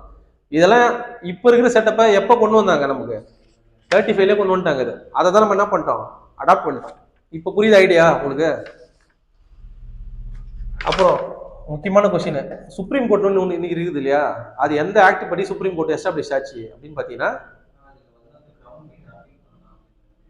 ஃபெடரல் கோர்ட்டுன்னு சொல்லுவாங்க. இப்போ வந்து சுப்ரீம் கோர்ட்டு ஆக்சுவலாக எப்போ வென் இட் கேம் இன்டு எக்ஸிஸ்டன்ஸ்னா ஆஃப்டர் 1950க்கு அப்புறம் தான். நம்ம இந்தியா வந்து கான்ஸ்டியூஷன் அடாப்ட் பண்ணதுக்கு அப்புறம் தான் என்ன ஆகுது, சுப்ரீம் கோர்ட்டுன்ற ஒரு கோர்ட்டை எஸ்டாப்ளிஷ் பண்ணுறாங்க. பட் அப்போ அதுக்கு முன்னாடியே ஒரு கோர்ட் ஒன்று வேணும். ஏன்னா 1935ல் கண்ட்ரியை வந்து கவர்னன்ஸ் எக்ஸிக்யூட்டிவ் பண்ணுறாங்க. பட் ஆனால் ஏதாவது ஒரு மிஸ்டேக்ஸ் நடந்துச்சுன்னா அப்பீல் போகிறதுக்கு ஒரு இடம் வேணும் இல்லையா, நம்மளோட நியாயத்தை கேட்கறதுக்கு ஏதாவது ஒரு இடம் வேணும்னு சொல்லிட்டு ஒரு ஜுடிஷியல் செட்டப்பை சென்ட்ரலைஸ்டாக எஸ்டாப்ளிஷ் பண்ணணும்னு சொல்லிட்டு என்ன பண்ணுறாங்க, ஃபீல் பண்ணுறாங்க. அதனால என்ன பண்ணுறாங்கன்னா, நம்ம ஆளுங்க என்ன சொல்கிறாங்க, ஒரு கோர்ட் எஸ்டாப்ளிஷ் பண்ணுங்க, சென்ட்ரலைஸ்டாக ஒரு கோர்ட் எஸ்டாப்ளிஷ் பண்ணுங்க சொல்லிட்டு. அப்போ அந்த கோர்ட்டை வந்து எந்த ஆக்ட் எஸ்டாப்ளிஷ் பண்ணுதுன்னா இந்த ஆக்ட் தான், ஃபெடரல் கோர்ட். கிடையாது.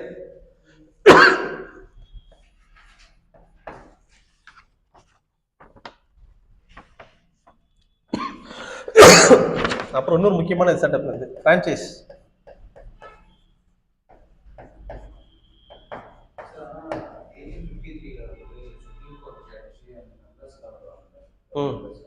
ஹைகோர்ட் பார்த்து சுப்ரீம் கோர்ட் கிடையாது, ஹைகோர்ட். கேளுங்க திருப்பி. ஃபெடரல் கோர்ட்டே வந்து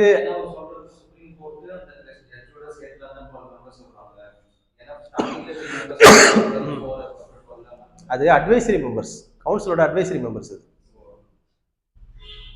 வைஸ்ராய் இருப்பாங்க இல்லையா, அவங்களுக்கு ஒரு கவுன்சில் இருக்கும், வைஸ்ராய்ஸ் அட்வைசரி கவுன்சில் சொல்லிட்டு. அதில் லீகல் மெம்பர்ஸ் ஒருத்தவங்க இருப்பாங்க. இப்போ ஒரு கம்பெனி இருக்குதுன்னா கம்பெனியில் லீகல் அட்வைசர் ஒருத்தர் இருப்பாங்க இல்லையா, லீகலாக ஒரு இஷ்யூஸ்லாம் அட்வைஸ் பண்ணுறதுக்கு ஒருத்தர் இருப்பாங்க. அதுமாரி அவருக்கு வந்து இன்புட்ஸ் கொடுக்கறதுக்காக என்ன பண்ணுவாங்க, அட்வைசரி மெம்பர்ஸ்னு ஒரு 3 பேர் போட்டு வச்சிருப்பாங்க. அதில் தான் நீங்கள் சொல்கிறீங்க. ஆமாம், சுப்ரீம் கோர்ட்டே ஆக்சுவலாக கிடையாது. அப்போ சுப்ரீம் கோர்ட்டுன்ற ஒரு இதே கிடையாது. திருப்பி வேணா டவுட் கேளுங்க. ஃபெடரல் கோர்ட்டுன்ற வேர்டு எப்போ வருதுன்னா இந்த ஆக்டில் தான் வருது ஃபர்ஸ்ட். அப்புறமா தான் இந்த ஃபெடரல் கோர்ட் வந்து ஜஸ்ட் நேம் மட்டும் மாறுது. உங்களோட கரெக்ட்ஸ் வந்து எங்கன்னா சுப்ரீம் கோர்ட்டு இன்னைக்கு ஒன்று இருக்குதுன்னா அதுக்கு ஃபர்ஸ்ட் விதை போட்டது எதுனா இந்த ஆக்ட் தான் போட்டுச்சு. என்டையர் கண்ட்ரிக்கு ஒரு கோர்ட் சுப்ரீமா வேணும், அதுதான் ஃபெடரல் கோர்ட் அப்படி சொல்லிட்டு சொன்னாங்க. ஆஃப்டர் 1950க்கு அப்புறம் என்ன ஆச்சு, அது வந்து சுப்ரீம் கோர்ட்டாக மாற்றிட்டாங்க. ஸோ இப்போ இந்த ஆக்டை பற்றி பேசிக்ஸ் மட்டும் தெரிஞ்சுக்கோங்க. இன்டெப்த் வந்து விக்னேஷ் சார் எடுக்கும் போது எடுப்பார். மாடர்ன் ஹிஸ்ட்ரியே வந்துடும். அது இல்லைனா கூட நான் ஒரு கிளாஸ் தனியாக எடுக்கிறேன் ஃபுல்லாக. சார் எடுக்கலையா? அப்படியா? சரி, அப்போ அடுத்த கிளாஸில் அது கூட எடுத்துக்கலாம். மோரலெஸ் ஒன்றும் உங்களுக்கு வந்து பாயிண்ட்ஸ் மட்டும் தான் முக்கியம். இப்படி எடுத்தாலும் தலைகீழ் எடுத்தாலும் ஒன்றும் பிரச்சனை கிடையாது. மேக்கிங் ஆஃப் த கான்ஸ்டியூஷன் நான் ஏன்னா இதுலேயே எல்லாத்தையுமே கொண்டு வந்துடுவோம். ஃபுல்லாகவே உங்களுக்கு கிளியர் கட்டாக பிக்சர் கிளியராக புரிகிற மாதிரி நான் எல்லாத்தையும் கொண்டு வந்துடுவேன். ஸோ அப்போ நம்ம இது வரைக்கும் பார்த்தது சாலியன் ஃபீச்சர்ஸ்ல என்ன பார்த்தோன்னா, ஜாகிரபிக்கல் டைவர்சிட்டினால இந்தியாவோட கான்ஸ்டியூஷன் ரொம்ப காம்ப்ளெக்ஸ் ஆகுது. இன்னொன்று வந்து government of India act of 1935 என்ன பண்ணாங்க, நிறைய ரிஃபார்ம்ஸ் கொண்டு வந்தாங்க. அது எல்லாத்தையுமே நம்ம என்ன பண்ணிட்டோம், கான்ஸ்டியூஷன் டிராஃப்டிங் கமிட்டி என்ன பண்ணிட்டாங்க, ஆல்மோஸ்ட் 50% அடாப்ட் பண்ணிக்கிறாங்க. அதனால கான்ஸ்டியூஷன் ரொம்ப காம்ப்ளெக்ஸாக இருக்குது.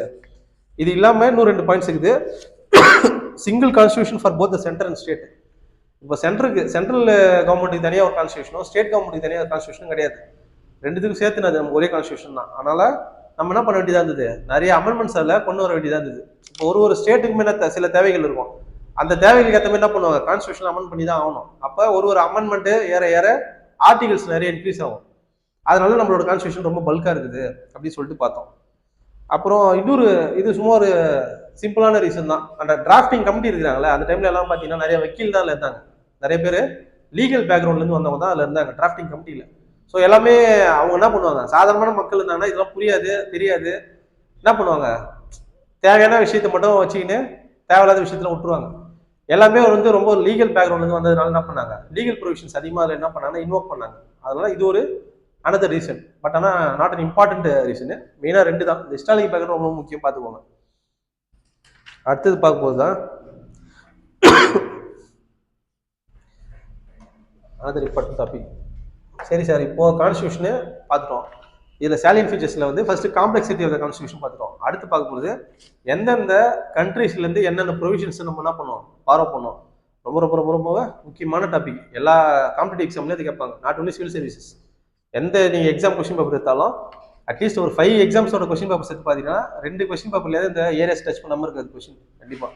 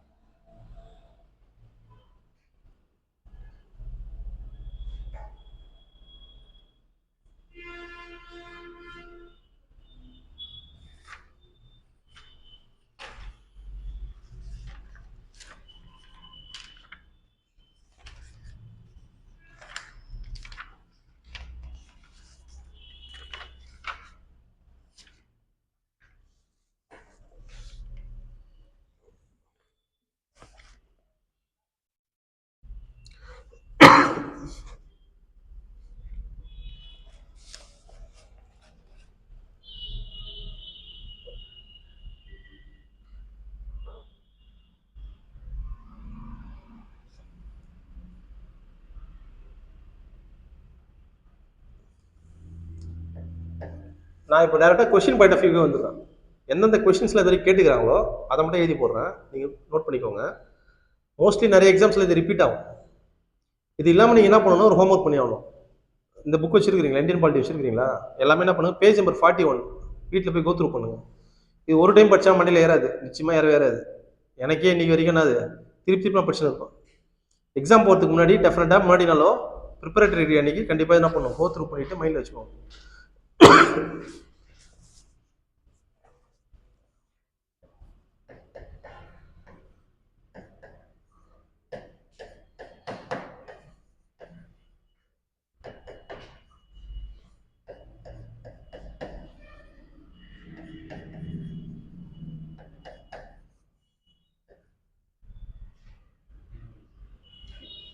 இது இந்த வேர்ட்ஸ் எதில் வரும், பிரியாம்பிள் வரும். இந்த கொஸ்டின் பார்த்துக்கிறீங்களா, கொஸ்டின் பேப்பரில் நிறைய வந்துருக்குமே, கேட்டுப்பாங்க.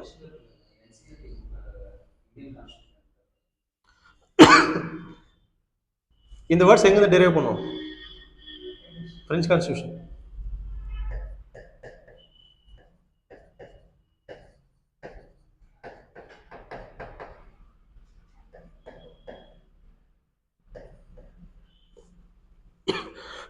இது நீங்கள் எப்படி படிக்கணும்னா, உங்கள் ஃப்ரெண்ட்ஸ் கூட இன்ட்ராகேட்டிவாக படிக்கணும். நீங்கள் படிச்சுட்டு சில கொஷின்ஸ் உங்கள் ஃப்ரெண்ட்ஸ் கிட்டே கேட்கணும், அவங்க படித்த கொஷின்ஸை உங்கள்கிட்ட கேட்பாங்க. இப்படி இன்ட்ராகேட்டிவாக நீங்கள் எக்ஸ்சேஞ்ச் பண்ணிக்கிட்டீங்கன்னா இது ஜஸ்ட் ஒரு கேம் பிளே மாதிரி இருக்கும் உங்களுக்கு.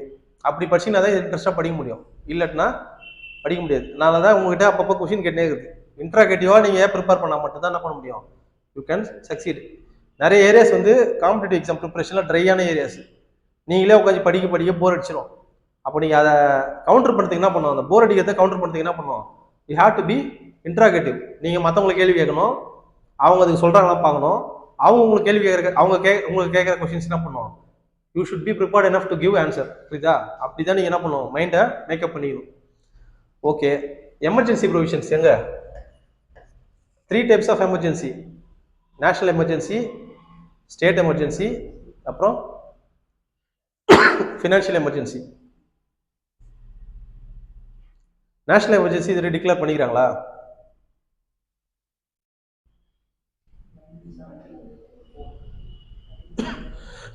1974ல 74 75 75ல தான் டிக்ளேர் பண்ணாங்க. யார் டிக்ளேர் பண்ணா? இந்திரா காந்தி என்ன பண்ணாங்க? எமர்ஜென்சி டிக்ளேர் பண்ணாங்க. ஓகேவா? அப்பதான் இந்த மிசான் சட்டம் வந்து சாமி படத்தை சொல்லுவானே, சாமி திருப்பி போட்டா மிசான்னு சொல்லிட்டு maintenance of internal security act MISA அது போட்டு என்ன பண்ணாங்க, யாரெல்லாம் லீடர் ஆஃப் அப்போசிஷனோ எல்லாத்தையும் தூக்கி உள்ள போட்டாங்க. ஏன்னா அப்போ வந்து கண்ட்ரியில் ஒரு இன்செக்யூரிட்டி இருக்குது. அதனால நம்ம என்ன பண்றோம், ஒரு ரெபலியன் கிரியேட் ஆகிறதுக்கு சான்சஸ் இருக்குது. அதனால நாங்கள் என்ன பண்றோம், எமர்ஜென்சி டிக்ளேர் பண்றோம் சொல்லிட்டு டிக்ளேர் பண்ணி யாரெல்லாம் பொலிட்டிக்கல் லீடர்ஸோ எல்லாத்தையும் உள்ள போட்டாங்க. ஃபண்டமெண்டல் ரைட்ஸ் எல்லாம் சஸ்பெண்ட் ஆயிரும். ஜஸ்ட் நான் அந்த டாபிக் சொல்லும்போது அதில் என்னென்ன எலாபரேட்டாக சொல்லணுமோ, எதெல்லாம் இம்பார்ட்டண்ட்டாக சொல்லணுமோ சொல்லிடுறேன். எமர்ஜென்சி டிக்ளேர் பண்ணிட்டாங்கன்னா ஃபண்டமெண்டல் ரைட்ஸ் எல்லாம் சஸ்பெண்ட் ஆயிரும். 2 ரைட் மட்டும் சஸ்பெண்ட் ஆகாது.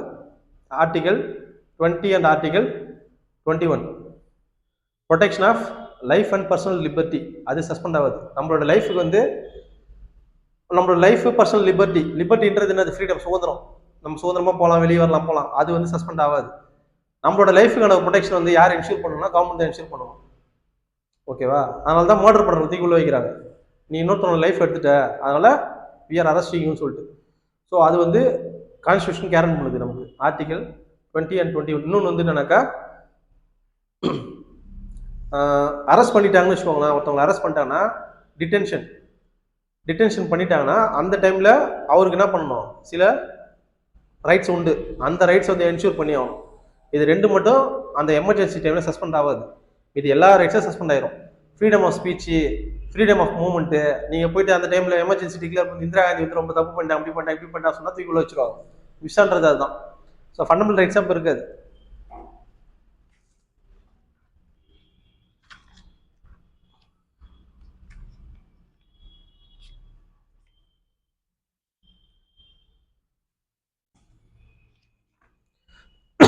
Protection in respect of conviction of offences article 20. சின்னதாக நோட்ஸ் போட்டு சைடில் எழுதிங்க. இதெல்லாம் நீங்கள் போய் என்ன பண்ணணும், எலாபரேட்டாக பண்ணணும். இப்போ நம்ம இது எந்த டாப்பிக்கில் பார்த்துன்னு வரோம், எமர்ஜென்சி டிக்ளேர் பண்ணாங்கன்னா, அதுவும் நேஷனல் எமர்ஜென்சியில் first point, fundamental rights will be suspended.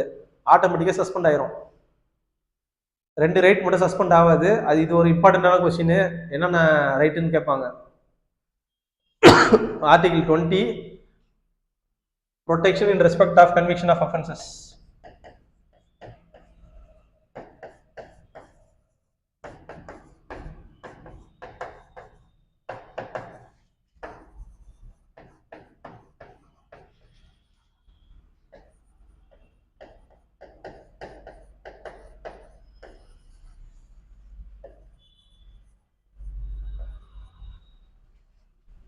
அப்புறம் ஆர்டிகல் 21. இது இந்த ரெண்டுமே நிறைய டைம் எக்ஸாம்ஸ்ல கேட்டுக்கிறாங்க.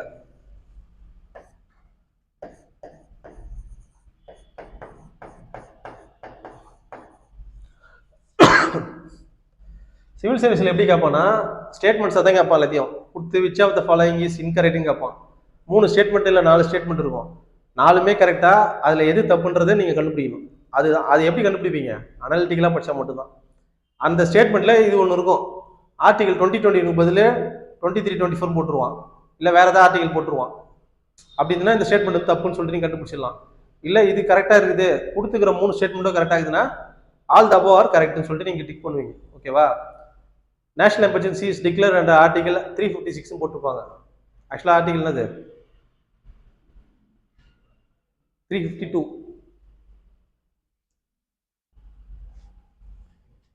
இப்போ இந்த ஹெட்டுக்கு தான் எழுதுறோம், எமர்ஜென்சி ப்ரொவிஷன்ஸ்.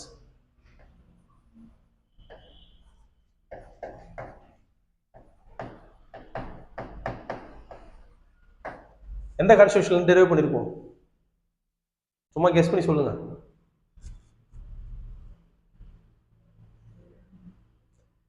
எமர்ஜென்சினாலுமே ஒரு எப்படி ஒரு டெரரா இருக்குது.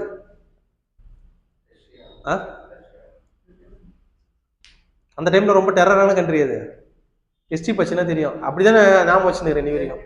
ஜெர்மனில இருந்து டெரைவ் பண்ணும்.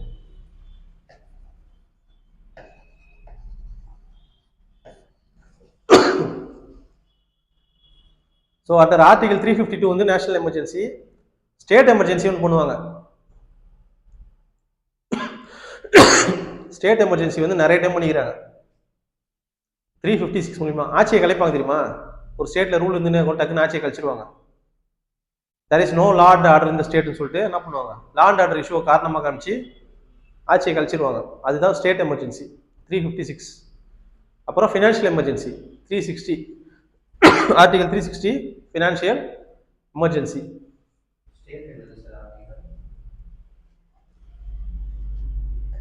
352 வந்து national emergency, 356 state emergency, 360 financial emergency. இந்த மூணுத்துலேயே ரொம்ப இம்பார்ட்டன்ட் ஒன்று, மூணுமே இம்பார்ட்டன்ட். மூணுத்துலேயே ரொம்ப இம்பார்ட்டன்ட் எதுனா 360. எல்லா எல்டிசி எக்ஸாம்லையும் கேட்பானுங்க, எல்லா யூடிசி எக்ஸாம்லையும் கேட்பானுங்க. ஃபினான்ஷியல் எமர்ஜென்சியோட ஆர்டிகல் எதுன்னு கேட்பானுங்க. சிம்பிளான கொஸ்டின் 360 சொல்லுவோம். அப்படியும் இல்லைன்னா இது வரைக்குமே எந்த எமர்ஜென்சி இது வரைக்கும் இந்த 3 டைப்ஸ் ஆஃப் எமர்ஜென்சியில் எந்த எமர்ஜென்சி இது வரைக்கும் நம்ம டிக்ளேர் பண்ணலை. India freedom since Indian independence which of the following emergencies is not declared so far அப்படின்னு கேட்பாங்க கொஸ்டின். ஏன்னா 352 ஒரு டைம் டிக்ளேர் பண்ணிட்டாங்க 1975ல். 356 நிறைய டைம் டிக்ளேர் பண்ணிட்டாங்க, மோர் தென் 100 டைம்ஸ் சொல்கிறாங்க. 356 மோர் தென் 100 டைம்ஸ். ஓகேவா? இது வரைக்குமே டிக்ளேர் பண்ணாத எமர்ஜென்சி எதுனா ஆர்டிகல் 360 தான். ஃபினான்ஷியல் எமர்ஜென்சி மட்டும் தான் பண்ணலை. ஃபினான்ஷியல் எமர்ஜென்சின்னா என்னன்னா, ரொம்ப ஒரு கிரிட்டிக்கலான சுச்சுவேஷன், இந்தியாவுக்கு வந்து ஃபண்டே இல்லை, இந்தியா செலவு பண்ணுறதுக்கான ஃபண்டு இல்லை அப்படின்னா என்ன பண்ணுவாங்க, அந்த எமர்ஜென்சி டிக்ளேர் பண்ணுவாங்க. இதோட முக்கியமான இம்பார்ட்டன்ட் ஃபீச்சர் என்னன்னாக்கா எல்லாரோட சேலரியும் கட் ஆயிரும். ஃபார் எக்ஸாம்பிள் இப்போ வந்து ஜட்ஜஸுக்குலாம் சேலரி 2 lakhs வச்சுக்கோங்களேன், 50% குறைச்சிருவாங்க, 1 lakh தான் கொடுப்பாங்க. சுப்ரீம் கோர்ட் ஜட்ஜஸ்க்குலாம் சேலரி 2 lakhsனா in case of declaration of financial emergency அப்படின்னா 50% சேலரி தான் கொடுப்பாங்க, 50% கொடுக்க மாட்டாங்க. அதே மாதிரி தேவையில்லாத செலவு எல்லாத்தையும் குறைச்சிருவாங்க. காரு, டெலிஃபோனு, ஃப்ளைட் டிக்கெட்ஸு, அந்த மாதிரி அதாவது லக்ஸூரியஸ் எக்ஸ்பென்சஸ் எல்லாத்தையும் என்ன பண்ணுவாங்க, கட் பண்ணிடுவாங்க. இதுதான் வந்து அதோட இம்பார்ட்டன்ட் ஃபீச்சர்ஸ். ஜஸ்ட் இதில் எக்ஸாம்பிள் கேட்க மாட்டாங்க, ஞாபகம் வச்சுக்கோங்க, அவ்வளோதான். ஆர்டிகல் 21 அது ப்ரொடெக்ஷன் ஆஃப் லைஃப் அண்ட் இது எழுதி போகிறது எல்லாமே கொஸ்டின்ஸு, நல்லா ஞாபகம் வச்சுக்கணும். இப்போ நான் சொல்கிறது எல்லாமே கொஸ்டின் ஓரியன்டாக போயிட்டாங்க. இந்த ஏரியாஸ்லேருந்து என்னென்ன கொஸ்டின்ஸ் வரும்.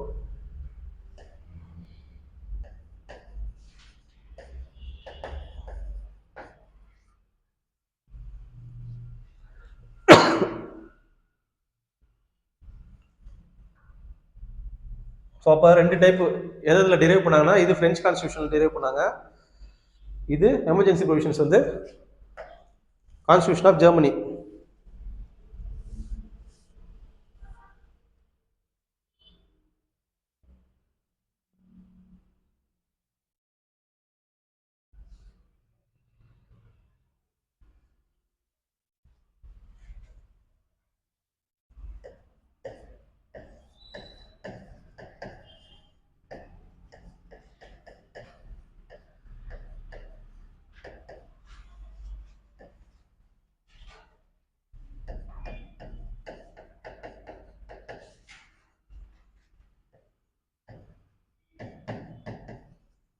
இது எங்க பார்த்துக்கிறீங்க, பிரியாம்பிள் தான் பார்த்துக்கிறோம். இது எங்கேருந்து வந்தது, ரஷ்யாவிலேருந்து.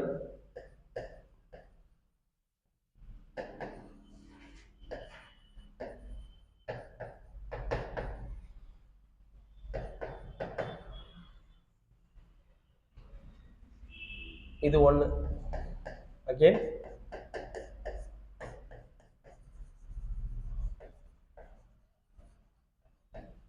Fundamental duties.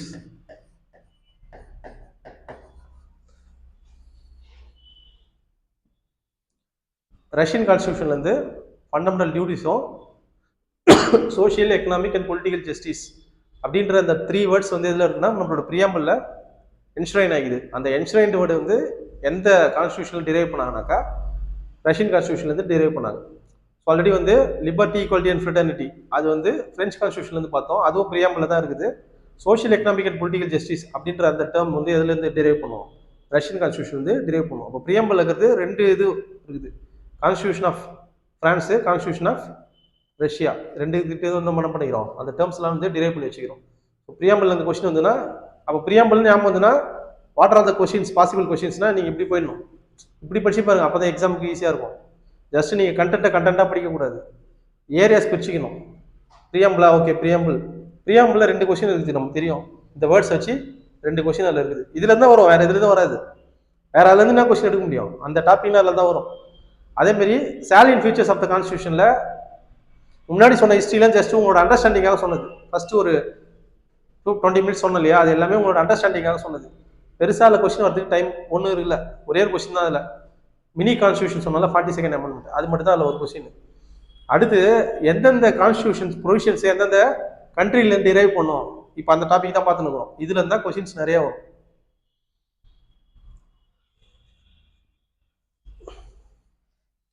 இப்போ வந்து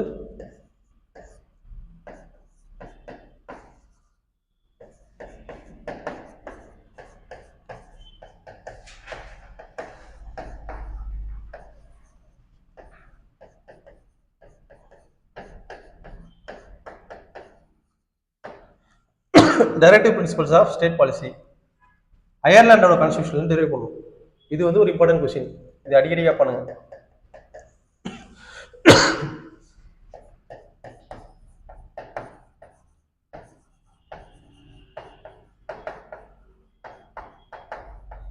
ஐரிஷ் கான்ஸ்டியூஷன்.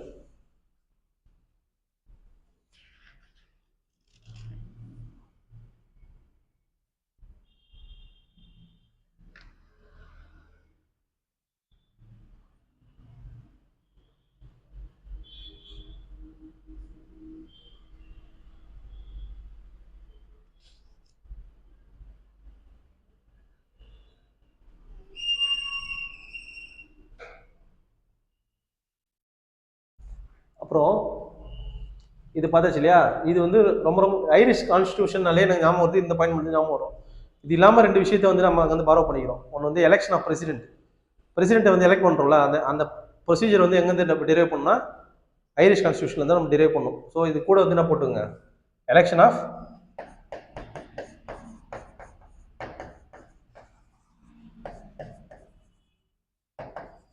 பிரசிடென்ட்,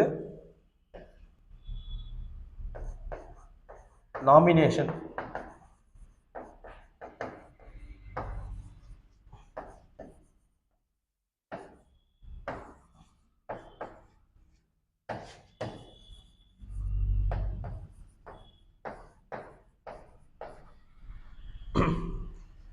இதில் ரொம்ப இம்பார்ட்டன்ட் ஒன்று வந்து இது மட்டும் தான், ஃபர்ஸ்ட் பாயிண்ட் இது மட்டும் தான். கொஞ்சம் ஓரளவுக்கு இம்பார்ட்டன்ட் வந்து எலெக்ஷன் ஆஃப் பிரசிடென்ட் எப்படி எலெக்ட் பண்ணுறோம் அப்படின்ற அந்த ப்ரொசீஜரை ஐரிஷ் கான்ஸ்டியூஷன்ல தான் நம்ம டெரைவ் பண்ணோம். Nomination of members to the Lok Sabha வந்து கொஸ்டின்ஸ் அந்த அளவுக்கு வந்தது கிடையாது, பட் இருந்தாலும் தெரிஞ்சுக்கோங்க.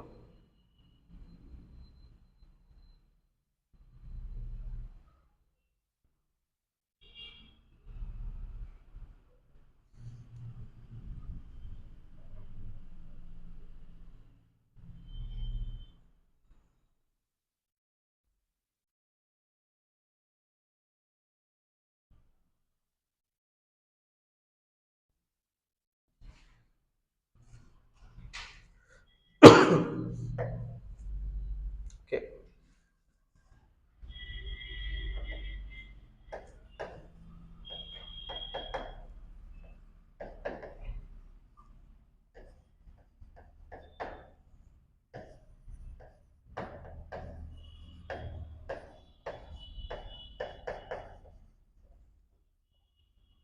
Parliamentary government, cabinet system,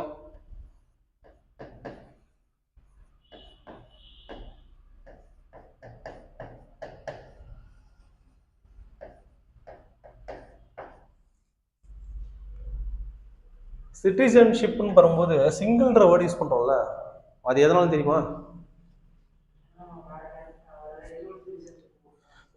dual சிட்டிசன்ஷிப்னா என்னது?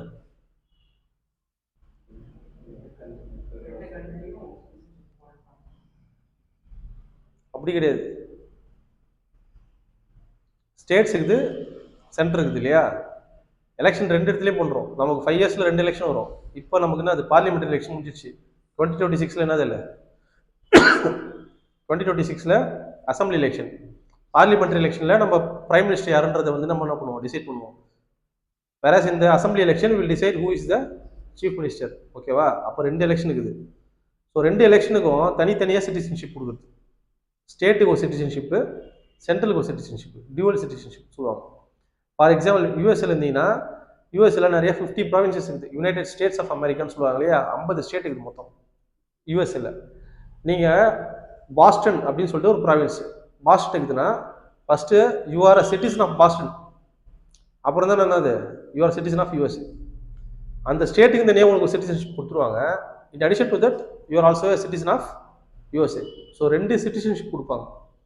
வேற இங்கே வந்து என்னது கண்ட்ரி, நம்மளோட இந்தியன் கண்ட்ரியில் ஒரே சிட்டிசன்ஷிப் தான், ஓகேவா? 2 சிட்டிசன்ஷிப் கிடையாது. நமக்கு பாண்டிச்சேரிக்கும் தனியாக சிட்டிசன்ஷிப் கிடையாது. We are citizen of India, அவ்வளோதான். அதோட முடிச்சுக்கிறோம். நம்ம எந்த ஊரில் போனாலும் we are citizen of India மட்டும் தான். I am citizen of Pondicherry, I am citizen of West Bengal, I am citizen of Bihar அப்படின்னு கிடையாது.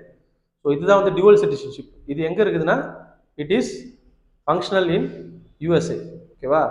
நம்மளோட சிட்டிசன்ஷிப் வந்து என்னது சிங்கிள் சிட்டிசன்ஷிப்.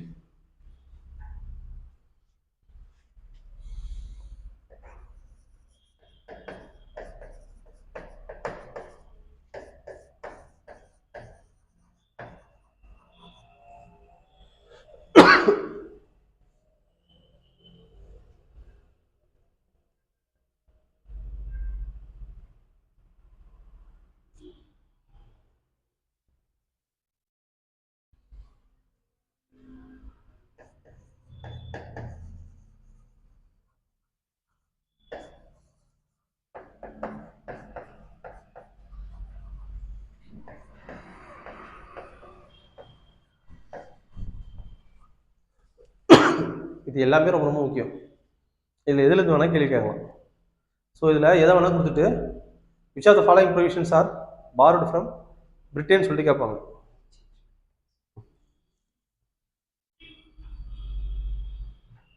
சேஞ்ச் பண்ணீங்களா?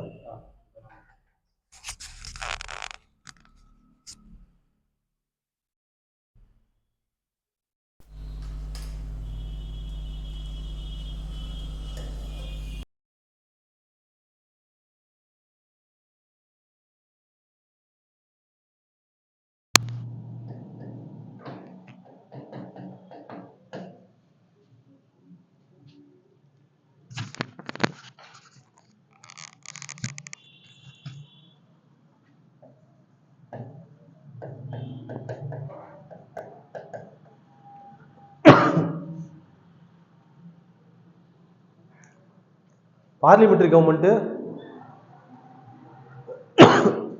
சின்னதாக ஒரு எக்ஸ்பிளேஷன் பார்த்துருவோம். பார்லிமெண்ட்ரி கவர்மெண்ட் என்னன்னா மக்களால் எலெக்ட் பண்ணப்பட்ட எம்பிஸ் இருப்பாங்க. அவங்க தான் என்ன பண்ணுவாங்க, லாஸ் வந்து ஃப்ரேம் பண்ணுவாங்க. அந்த லா வந்து என்ன ஆச்சு, பார்லிமெண்ட்டில் பாஸ் ஆயிடுச்சுன்னா, அதாவது அது பார்லிமெண்ட்டில் பாஸ் பண்ணுறதுக்கு முன்னாடி அதுக்கு பேர் பில். ஒன்ஸ் பார்லிமெண்ட்டில் பாஸ் பண்ணி பிரசிடென்ட் என்ன பண்ணுவாங்க, ஆக்ஷன் கொடுப்பாங்க. அது கொடுத்ததுக்கப்புறம் அது பேர் என்னது, லா. ஸோ ஆக்ட், அதான் லான்றது இந்த ஆக்ட் தான், ஆக்ட் தான் லா. ஸோ லான்றது வந்து ஃபர்ஸ்ட் பில்லாக பாஸ் பண்ணுவாங்க. பில்லு வந்து பிரசிடென்ஷியல் ஆக்ஷன் கொடுத்ததுக்கப்புறம் it becomes a law or act of the country. Okay, இதுதான் ப்ரொசீஜர். அப்போ பார்லிமெண்ட் என்னன்னாக்கா மக்களால் தேர்ந்தெடுக்கப்பட்ட பிரதிநிதிகள் உள்ள இடம் தான் என்னது பார்லிமெண்ட். அதுதான் பார்லிமெண்ட்ரி ஃபார்ம் ஆஃப் கவர்மெண்ட். இது ஒரு ப்ரொவிஷன். இப்போ நம்மகிட்ட பார்லிமெண்ட் இருக்குது இல்லையா, இந்த பார்லிமெண்ட்ரி ப்ரொவிஷனை நம்ம எதில் டிரைவ் பண்ணுறோம், பிரிட்டிஷ் கான்ஸ்டியூஷன்லேருந்து என்ன பண்ணுறோம், இந்த மாதிரி ஒரு சிஸ்டம் நல்லா இருக்குது அப்படின்னு சொல்லிட்டு அடாப்ட் பண்ணிக்கிறோம். அப்புறம் கேபினெட் சிஸ்டம். சரி, பார்லிமெண்ட்னு இருக்குது, மக்களால் தேர்ந்தெடுக்கப்பட்ட பிரதிநிதி. அதில் கேபினெட்ன்றது என்னன்னாக்கா முக்கியமான டெசிஷன்ஸை யார் எடுப்பானா, முக்கியமான துறை சார்ந்த மந்திரிகள் தான் எடுப்பாங்க. ஸோ நம்மகிட்ட பார்த்தீங்கன்னா இப்போ நம்ம லிஸ்ட்டு போட்டிருப்பாங்க. இப்போ பார்லிமெண்ட்டு ஃபார்ம் பண்ணதுக்கப்புறம் மினிஸ்டர்ஸ் அலோகேட் பண்ணாங்க இல்லையா, போர்ட்ஃபோலியோஸ் அலோகேட் பண்ணும்போது கிட்டத்தட்ட ஒரு 73 மினிஸ்டர்ஸும் அலோகேட் பண்ணிக்கிறாங்க. பட் ஆனால் அதில் 73ல கொஞ்சம் பேர் தானே அது cabinet ministers. So they hold what the important portfolios. முக்கியமான டிபார்ட்மெண்ட்ஸ் யார்கிட்ட இருக்குதோ they become what cabinet ministers. So அந்த கேபினெட் ஃபார்ம் ஆஃப் கவர்மெண்ட் வந்து என்னது பிரிட்டிஷ் கிட்ட இருந்தாலும் டிரைவ் பண்ணியிருக்கோம். சிங்கிள் சிட்டிசன்ஷிப் சொல்லிட்டு நான் உங்களுக்கு என்னன்னு சொல்லிட்டு லெஜிஸ்லேட்டிவ் ப்ரொசீஜர். லெஜிஸ்லேட்டிவ் ப்ரொசீஜர் என்னது, ஃபர்ஸ்ட் லெஜிஸ்லேஷன் அப்படின்ற வேர்டுக்கு மீனிங் என்ன, தமிழாக்கம்.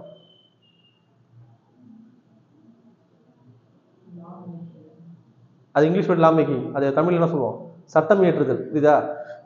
அப்போ லெஜிஸ்லேஷனால making of a law. So how a law is made சொன்னோம் இல்லையா, ஃபர்ஸ்ட் என்ன பண்ணுவோம், ஒரு ஹவுஸில் ஒரு பில்லை ப்ரெசென்ட் பண்ணணும். the bill has to be passed by that house with majority. Again the bill goes to the another house of the parliament. லோக்சபால இருந்து பாஸ் ஆயிடுச்சுன்னா ராஜ்யசபாக்கு போகும். ராஜ்யசபாலையும் பாஸ் ஆயிடுச்சுன்னா it goes for the presidential accent. Once the president gives accent to the bill, it becomes the law of the land. இதான் procedure இல்லையா? அந்த procedure நம்ம எந்த country கிட்ட இருந்து வாங்கணும்? பிரிட்டிஷ் கிட்ட இருந்து வாங்கணும். ஓகேவா? அப்போ இது ஓகே.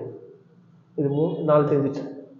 பை கேமரல் லெஜிஸ்லேச்சர் இதெல்லாம் ஏன் சொல்கிறேன்னா, நீங்கள் படிக்கும்போது நான் கிளாஸ் இதெல்லாம் பாயிண்ட்ஸ் எழுதி போட்டு இதெல்லாம் இந்த ப்ரொவிஷன்ஸ்லாம் பிரிட்டிஷ் கிட்ட வாங்கிட்டேன்னா ஓகே. நீங்கள் படிக்கும்போது மைண்டில் நிற்காது. பை கேமராலாம் என்னன்னு தெரியாது, கேபினெட்னா என்னன்னு தெரியாது, டவுட் வரும் நமக்கு ஃபஸ்ட் டைம் படிக்கும்போது. நீங்கள் ஆல்ரெடி ப்ரிப்பரேஷனில் இருக்கிறீங்கன்னா தெரிஞ்சிருக்கும் உங்களுக்கு. சிங்கிள் சிட்டிசன்ஷிப்னா என்னன்னு தெரியாது. ஸோ இதெல்லாம் நம்ம என்ன பண்ணுவேன், ஒரு பாயிண்ட்டும் இப்போ நீ வீட்டில் போய் படித்து பார்த்தீங்கன்னா உங்களுக்கு புரியும். பை கேமரல் லெஜிஸ்லேஷன் நான் ஏற்கனவே சொல்லிக்கிறேன், லோக்சபா ராஜ்யசபா. இப்போ நீங்கள் நம்மகிட்ட லோக்சபா ராஜ்யசபா ரெண்டு இருக்குது இல்லையா? 2 houses will be there in the parliament. ஓகேவா? அதுதான் வந்து பை கேமரல் லெஜிஸ்லேச்சர். கடைசி இது முக்கியமானது ரூல் ஆஃப் லா. இது என்ன சொல்லுங்க, எங்கேயா பார்த்துக்கிறீங்களா?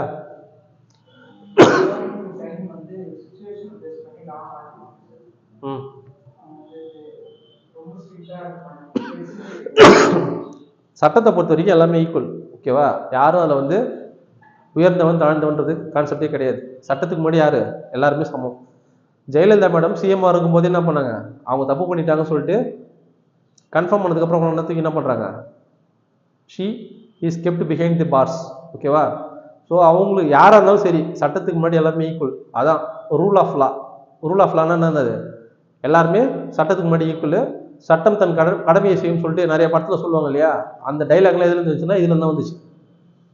So everyone is equal before the law of the land. அதுதான். ஓகேவா? இந்த ரூல் ஆஃப் லான்ற கான்செப்டையும் நம்ம எங்கேருந்து டிரைவ் பண்ணுறோம், பிரிட்டிஷ் கான்ஸ்டியூஷன்ல தான் டிரைவ் பண்ணுறோம். ஸோ இதெல்லாம் முக்கியமான key features drive from the British constitution.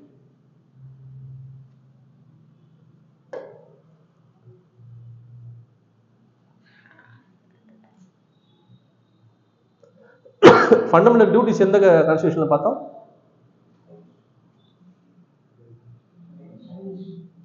ஐரிஷா ரஷ்யாவா? ரஷ்யா.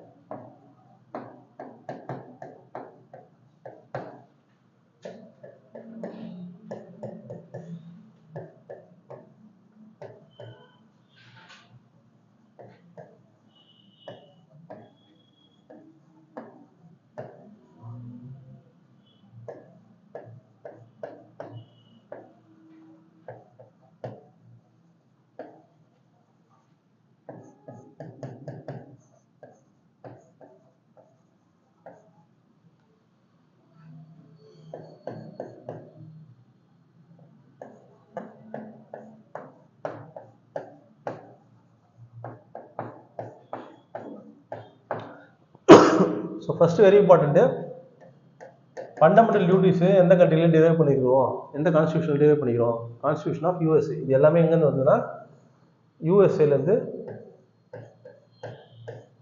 இந்த எல்லா ப்ரொவிஷன்ஸுமே கான்ஸ்டியூஷன் ஆஃப் யூஎஸ்ஏலேருந்து டிரைவ் பண்ணுறோம். Fundamental rights. Okay. Judicial review. Judicial ரிவ்யூன்னா என்னது?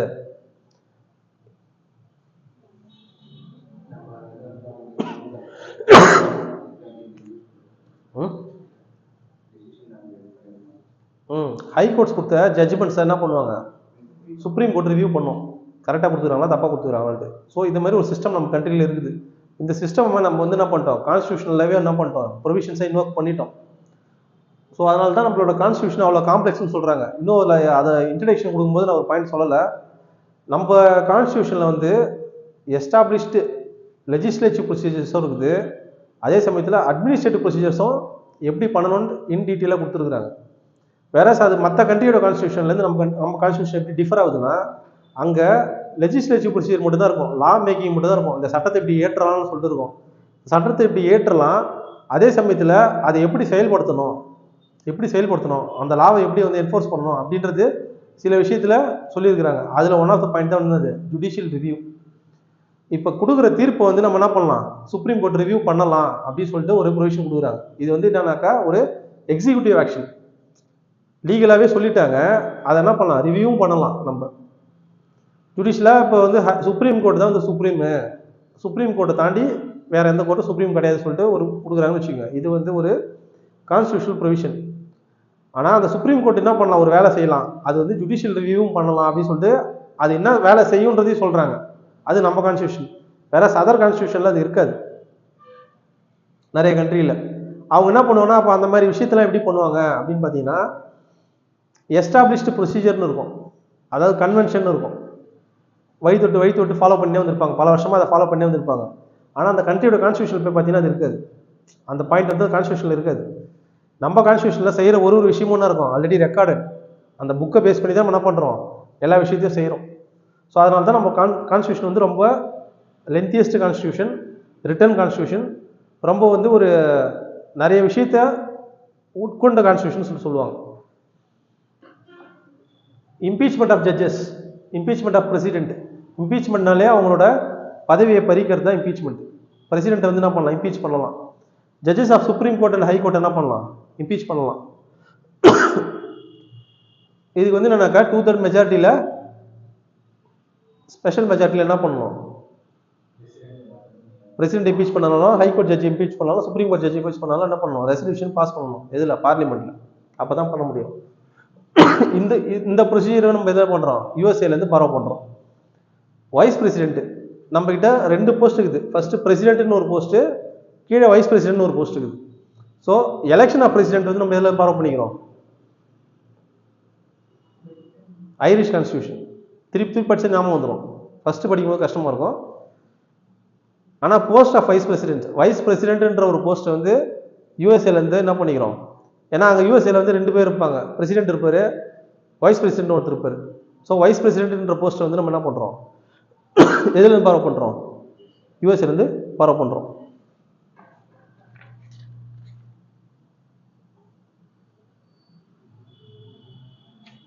முக்கியமான விட்டேன், இண்டிபெண்டன்ஸ் ஆஃப் ஜுடிஷியரி.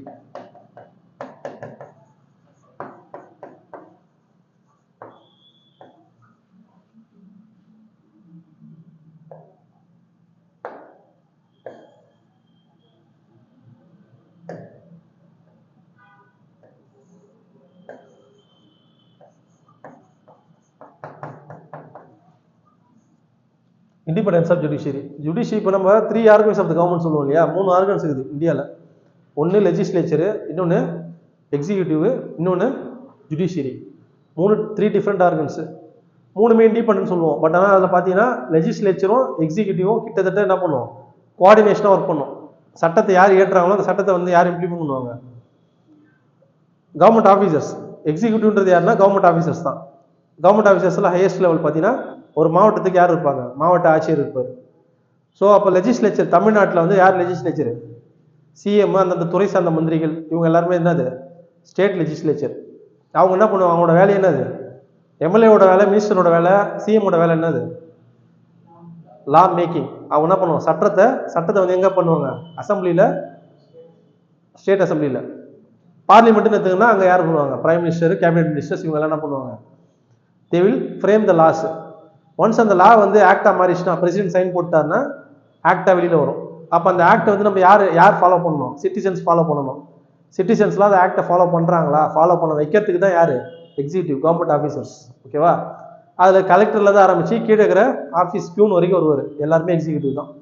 ஸோ அப்போ அவங்க லா மேக் பண்ணுறாங்க, லாவை யார் எக்ஸிக்யூட் பண்ணுறாங்க, எக்ஸிக்யூட்டிவ், கவர்மெண்ட் அஃபீஷியல்ஸ், இவங்க தான் என்ன பண்ணுறாங்க. அப்போ 2 மிஷினரியும் கோஆர்டினேட் பண்ணி ஒர்க் பண்ணுமா, அவங்க லா மேக் பண்ணுறாங்க, இவங்க ஒர்க் பண்ணுறாங்க. இன்னும் சொல்ல போனால் இவங்க சில டைமில் என்ன பண்ணுவாங்க, கோரிக்கை வைப்பாங்க, யார்கிட்ட, மினிஸ்டர்கிட்டயோ இல்லை சிஎம் கிட்டயோ கோரிக்கை வைப்பாங்க இந்த மாதிரி. ஏன்னா மினிஸ்டர் யாரை கேட்டு வேலை செய்கிறாங்க, தன்னிச்சையாக முடிவு எடுக்கிறாங்களா, யாரும் கிடையாது. They will depend on what, the IAS officers.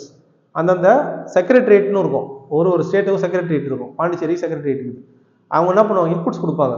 Assembly செஷனுக்கு முன்னாடி இந்த மாதிரி ஒரு லா மேக் பண்ணுங்க, எஜுகேஷனில் ஒரு ஸ்காலர்ஷிப் கொடுக்க போகிறோம், பசங்களுக்கு நல்ல பெனிஃபிட்டாக இருக்கும். அப்போ அதுக்கான ஒரு என்ன பண்ணுவாங்க, லா மேக் பண்ணுவாங்க. இந்த மாதிரி ஸ்காலர்ஷிப் கொடுக்கலாம் அப்படின்னு சொல்லிட்டு.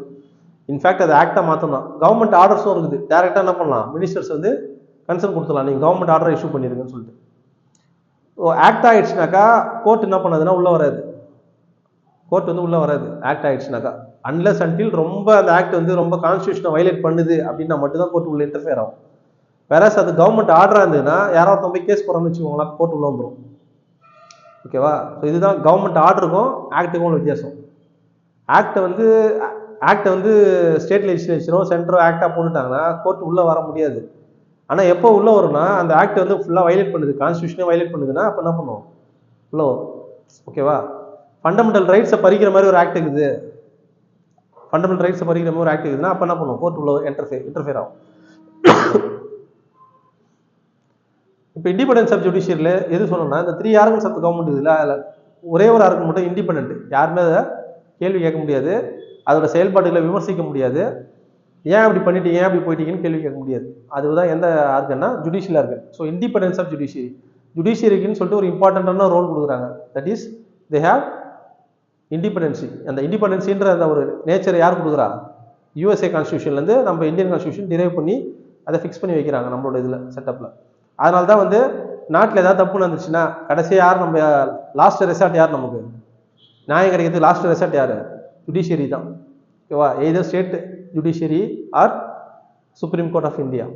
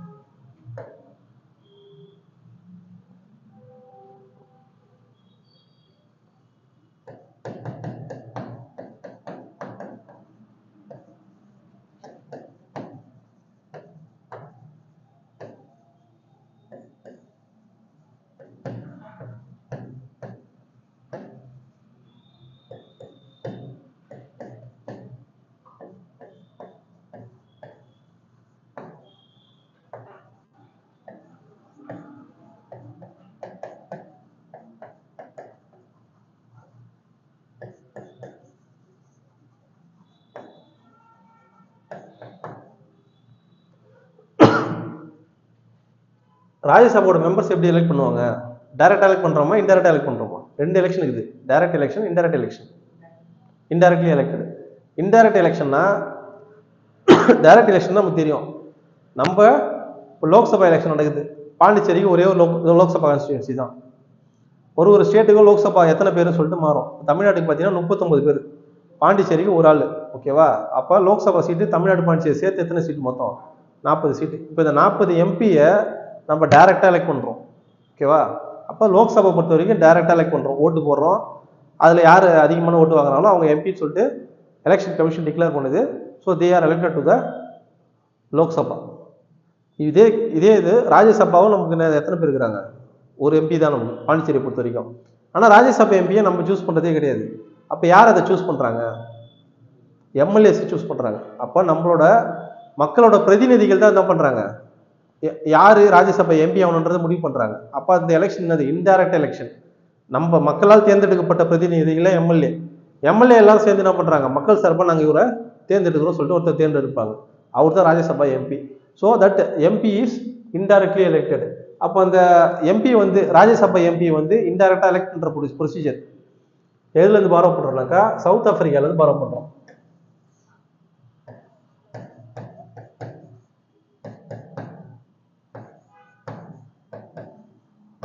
அதே மாதிரி ப்ரொசீஜர் ஆஃப் கான்ஸ்டியூஷனல் அமெண்ட்மெண்ட்ஸ், அது ஒரு பெரிய டாபிக், அதுக்கப்புறம் பார்ப்போம். கான்ஸ்டியூஷனை எப்படிலாம் அமெண்ட் பண்ணலாம்.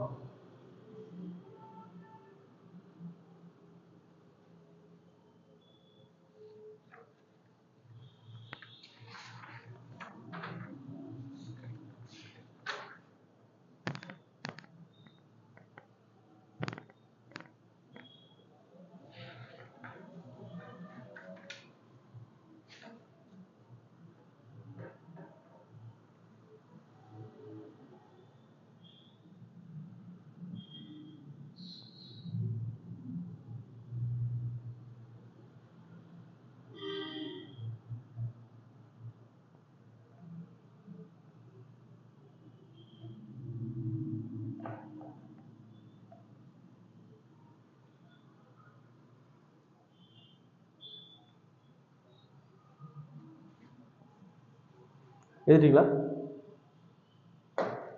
ஸோ இது ரெண்டும் வந்து இம்பார்ட்டன்ட். இது கொஷினை ஓரியன்டாக கேட்பாங்க. கான்ஸ்டியூஷன் அமெண்ட்மெண்ட்ஸ் வந்து எந்த கான்ஸ்டியூஷன்லேருந்து பார்வை பண்ணணும், procedure of amendment of constitution அது கேட்பாங்க. மெம்பர்ஸ் ஆஃப் அந்த ராஜ்யசபா அந்த கேட்டது கிடையாது. அமெண்ட்மெண்ட்ஸ் டு கான்ஸ்டியூஷன் எந்த கண்ட்ரிலேருந்து பார்வை பண்ணணும், சவுத் ஆஃப்ரிக்கா ஞாபகம் வச்சுக்கோங்க. இது இல்லாமல் அந்த பேஜ் நம்பர் 41 நிறைய இருக்குது, லீஸ்ட் இம்பார்ட்டன்ட் தான், பட் ஆனால் நீங்கள் படிச்சு வச்சுக்கணும்.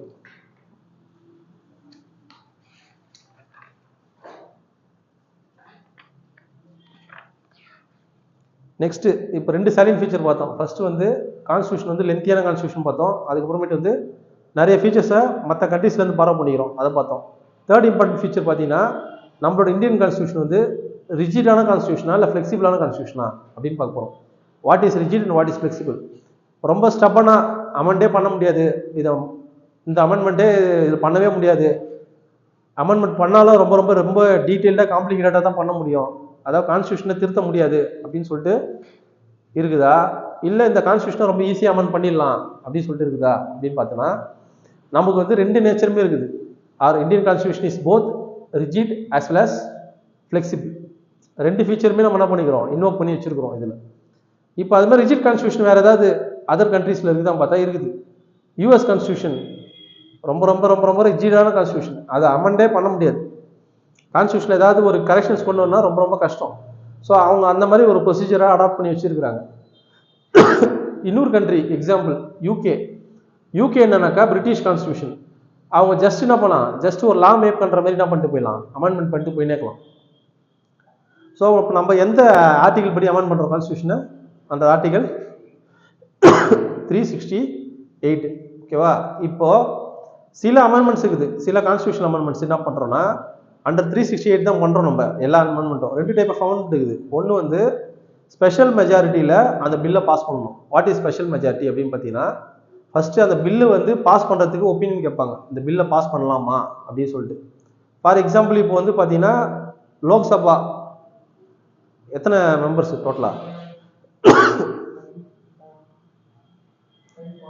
545. சும்மா நம்மளோட கன்வென்ஷனுக்கு 542ன்னு வச்சுப்போமே, டிவைடட் பை 2 என்ன வரும், 271.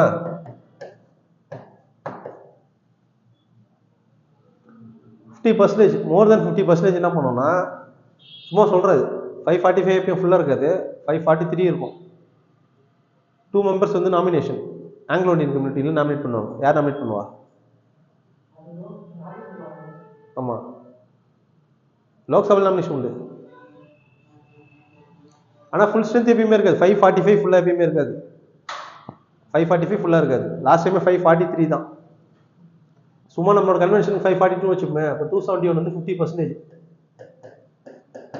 50% வந்து இது சிம்பிள் மெஜாரிட்டிக்கு 50% மோர் தென் 1 + 1 வேணும். இந்த 271 + 1 வேணும், 272 votes. இந்த பில்லை பாஸ் பண்ணலாமா அப்படின்னு சொல்லிட்டு கேட்கும்போது 272 மெம்பர்ஸ் என்ன பண்ணணும், ஃபஸ்ட்டு பாஸ் பண்ணலாம் அப்படின்னு சொல்லிட்டு என்ன பண்ணணும், ஓகே சொல்லணும். இது ஃபஸ்ட்டு சிம்பிள் மெஜாரிட்டி 50% ஓகே சொல்லணும். அப்புறம் இந்த பில்லோட ப்ரொவிஷன்ஸ்லாம் படிப்பாங்க. கான்ஸ்டியூஷனில் அமெண்ட்மெண்ட் என்ன பண்ண போகிறோமோ அதோட ப்ரொவிஷன்ஸ்லாம் படிப்பாங்க. கான்ஸ்டியூஷனில் இந்த ஆர்டிகலை வந்து கரெக்ட் பண்ண போகிறோம், ஏற்கனவே இந்த ஆர்டிகல் இப்படி இருக்குது, இந்த ஆர்டிகலில் இப்படி சேஞ்சஸ் கொண்டு வரலாம் சொல்லிட்டு ஒரு 4-5 பாயிண்ட் படிப்பாங்க. அந்த 4-5 பாயிண்ட்டு யார் அக்செப்ட் பண்ணணும், 2/3 மெஜாரிட்டி. 2/3னா 542 இருக்குது இல்லையா, 542 divided by 3 into 2. இந்த 542 3ஆல் டிவைட் பண்ணி ஒரு ஆன்சர் வரும்ல, அதை 2ஆல் மல்டிப்ளை பண்ணால் அத்தனை மெம்பர்ஸ் என்ன பண்ணணும், அந்த பில்லை வந்து சிம்பிளாக சொல்லணும்னு வச்சுக்கலாம். 2/3 மெஜாரிட்டினா 3 பேர் இருக்கிறாங்கன்னு வச்சுக்கோங்க, 3 பேரில் 2 பேர் தான் சொல்லணும், ஓகே சொல்லணும். ஆமாம், எக்ஸாக்டாக 75 வராது, 66% சொல்லலாம். 99% வச்சுப்போமே, 66.6% என்ன பண்ணணும், ஓகே சொல்லணும். 3 பேரில் 2 பேர் தான் சொல்லணும், ஓகே சொல்லணும். அப்போ தான் அந்த பில்லே பாஸ் ஆகும். எந்த பில்லு, கான்ஸ்டியூஷனல் அமெண்ட்மெண்ட் பில்லே அந்த ஹவுஸில் பாஸ் ஆகும். ஒன்ஸ் அந்த ஹவுஸில் பாஸ் ஆனதுக்கப்புறம், ஃபார் எக்ஸாம்பிள் லோக்சபாவில் பாஸ் ஆகிடுச்சு, அந்த பில் எங்கே போவோம், ராஜ்யசபாவுக்கு போவோம். ராஜ்யசபாவுக்கு போனோடனே அங்கேயே என்ன பண்ணணும், 2/3 மெஜாரிட்டியில் பாஸ் ஆகணும் அந்த பில்லு. 2/3 மெஜாரிட்டியில் பாஸ் ஆனதுக்கு அப்புறம் தான் என்ன பண்ணுவோம், பிரசிடென்ட் கிட்ட போவோம். 2 ஹவுஸ்லயுமே 2/3 மெஜாரிட்டியில இந்த அமெண்ட்மெண்ட் பில்லு பாஸ் ஆயிடுச்சு, கான்ஸ்டியூஷனை அமெண்ட் பண்ணலான்ற பில்லு பாஸ் ஆயிடுச்சு, நீங்க என்ன பண்ணலாம், அக்செப்ட் கொடுத்தீங்கன்னா கான்ஸ்டியூஷன் அமெண்ட்மெண்ட்டாக கொண்டு வந்துருவோம் அப்படி சொல்லிட்டு அமெண்ட்மெண்ட் கொண்டு வருவாங்க. இது ஒரு வே அண்டர் ஆர்டிகல் 368ல. இது ஃபர்ஸ்ட் மெத்தட். செகண்ட் மெத்தட் இருக்குது, இன்னொரு மெத்தட் ரொம்ப ரொம்ப ரிஜிட். இப்போ நான் சொன்ன அதே ப்ரொசீஜர் தான். லோக்சபாவில் ஃபர்ஸ்ட் 50% கேட்பாங்க, ஓகே பில் பாஸ் பண்ணலாம், ப்ரொவிஷன்ஸை படிப்பாங்க, எல்லாருக்குமே சாட்டிஸ்ஃபைடாக படிப்பாங்க, 2/3 ஓகே பாஸ் பண்ணிடலாம் அப்படி சொல்லிட்டாங்க. ராஜ்யசபாக்கும் போகுது, அங்கேயும் அதேமாரி பாஸ் ஆயிடுச்சு. பிரசிடென்ட் ஆக்ஷன் கொடுக்கறதுக்கு முன்னாடி என்ன பண்ணுவாங்கன்னா, ஸ்டேட் லெஜிஸ்லேச்சர் இருக்குது இல்லையா, அந்த ஸ்டேட் லெஜிஸ்லேச்சருக்கு அனுப்புவாங்க.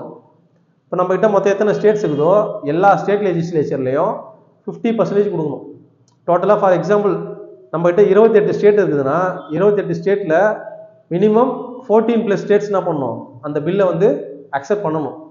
எல்லா ஸ்டேட் லெஜிஸ்லேச்சர்லையும் பாஸ் ஆனதுக்கு அப்புறம் 14+1 அப்படின்னு பாஸ் ஆனதுக்கு அப்புறம் தான் அது என்ன பண்ணும், பிரசிடென்ஷியல் ஆக்ஷனுக்கு போகும். அப்போ இது எவ்வளோ ரிஜிட் பார்த்துக்கோங்க, ஓகேவா.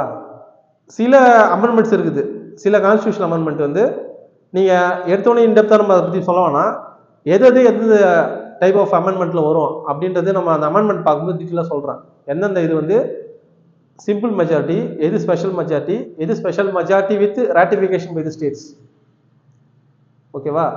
சில கான்ஸ்டியூஷன் அமெண்ட்மெண்ட் சிம்பிள் மெஜாரிட்டிலே பாஸ் ஆயிரும்.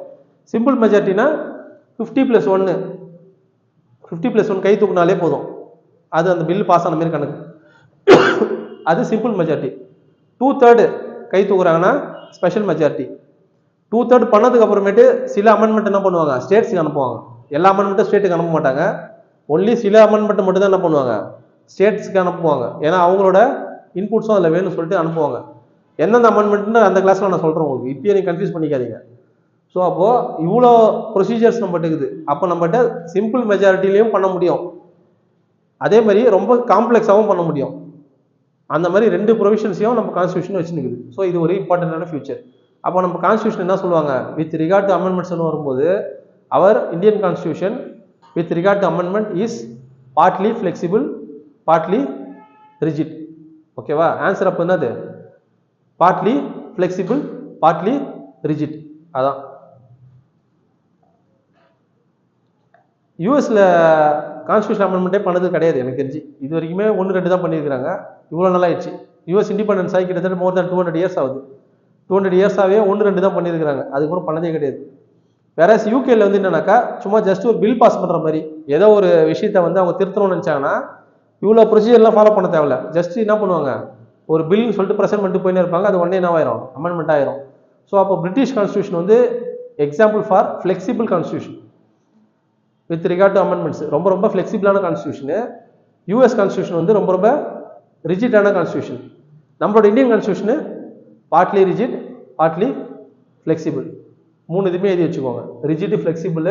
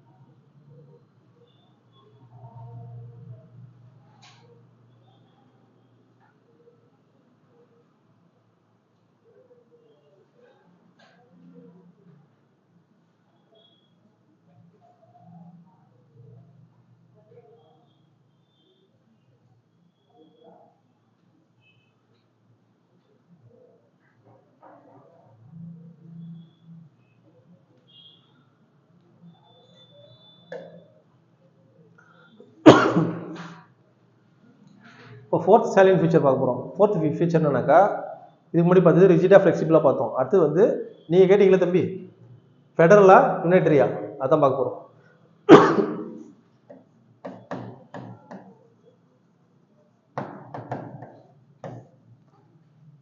ஸோ நம்ம பார்க்க போகிறது வந்து ஃபெடரல் ஆர் யுனைட்டரி.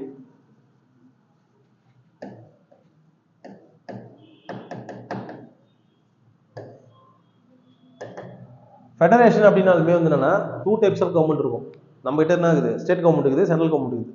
அப்போ இந்தியா வந்து ஃபெடரல் ஸ்ட்ரக்சரா அப்படின்னு சொல்லிட்டு பார்த்தீங்கன்னா நம்ம அந்த டிசிஷனுக்கே வர முடியாது. இந்தியா பொறுத்த வரைக்கும் நம்ம இந்தியா வந்து ஒரு ஃபெடரல் கவர்மெண்ட்டா இல்லை யுனைட்டரி கவர்மெண்ட்டா சொல்லவே முடியாது.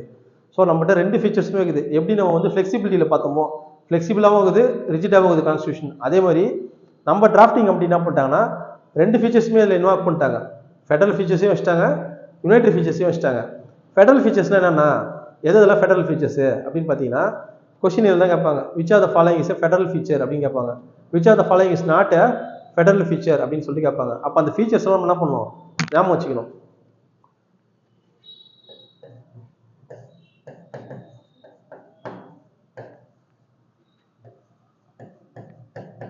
ஃபர்ஸ்ட் 2 டைப்ஸ் ஆஃப் கவர்மெண்ட் இருக்கும். ஃபெடரேஷன், ஃபெடரல் ஃபீச்சராக இருந்ததுன்னா அந்த கண்ட்ரியில் என்ன இருக்கும், ஒரு நாடு வந்து நம்ம ஃபெடரல் கண்ட்ரி சொல்கிறோம்னு வச்சுக்கோங்க, அந்த நாட்டில் என்ன இருக்குன்னா 2 கவர்மெண்ட் இருக்கும், டிவிஷன் ஆஃப் பவர்ஸ் இருக்கும்.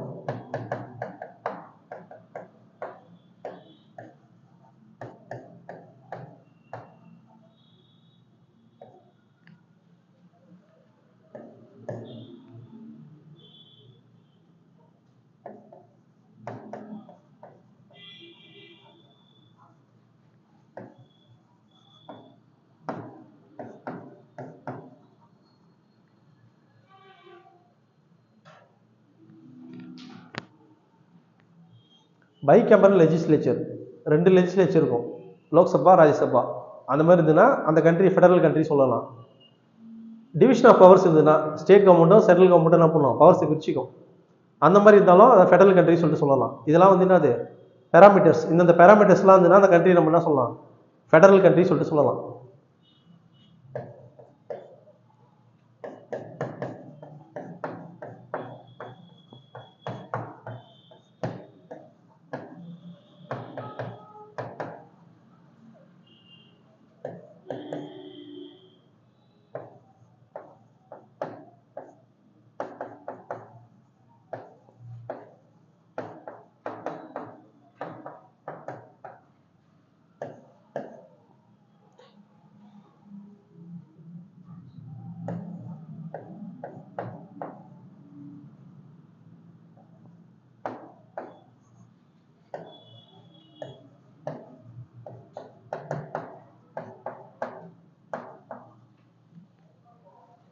ஜுடிஷியரி வந்து இண்டிபெண்டாக இருக்கும்.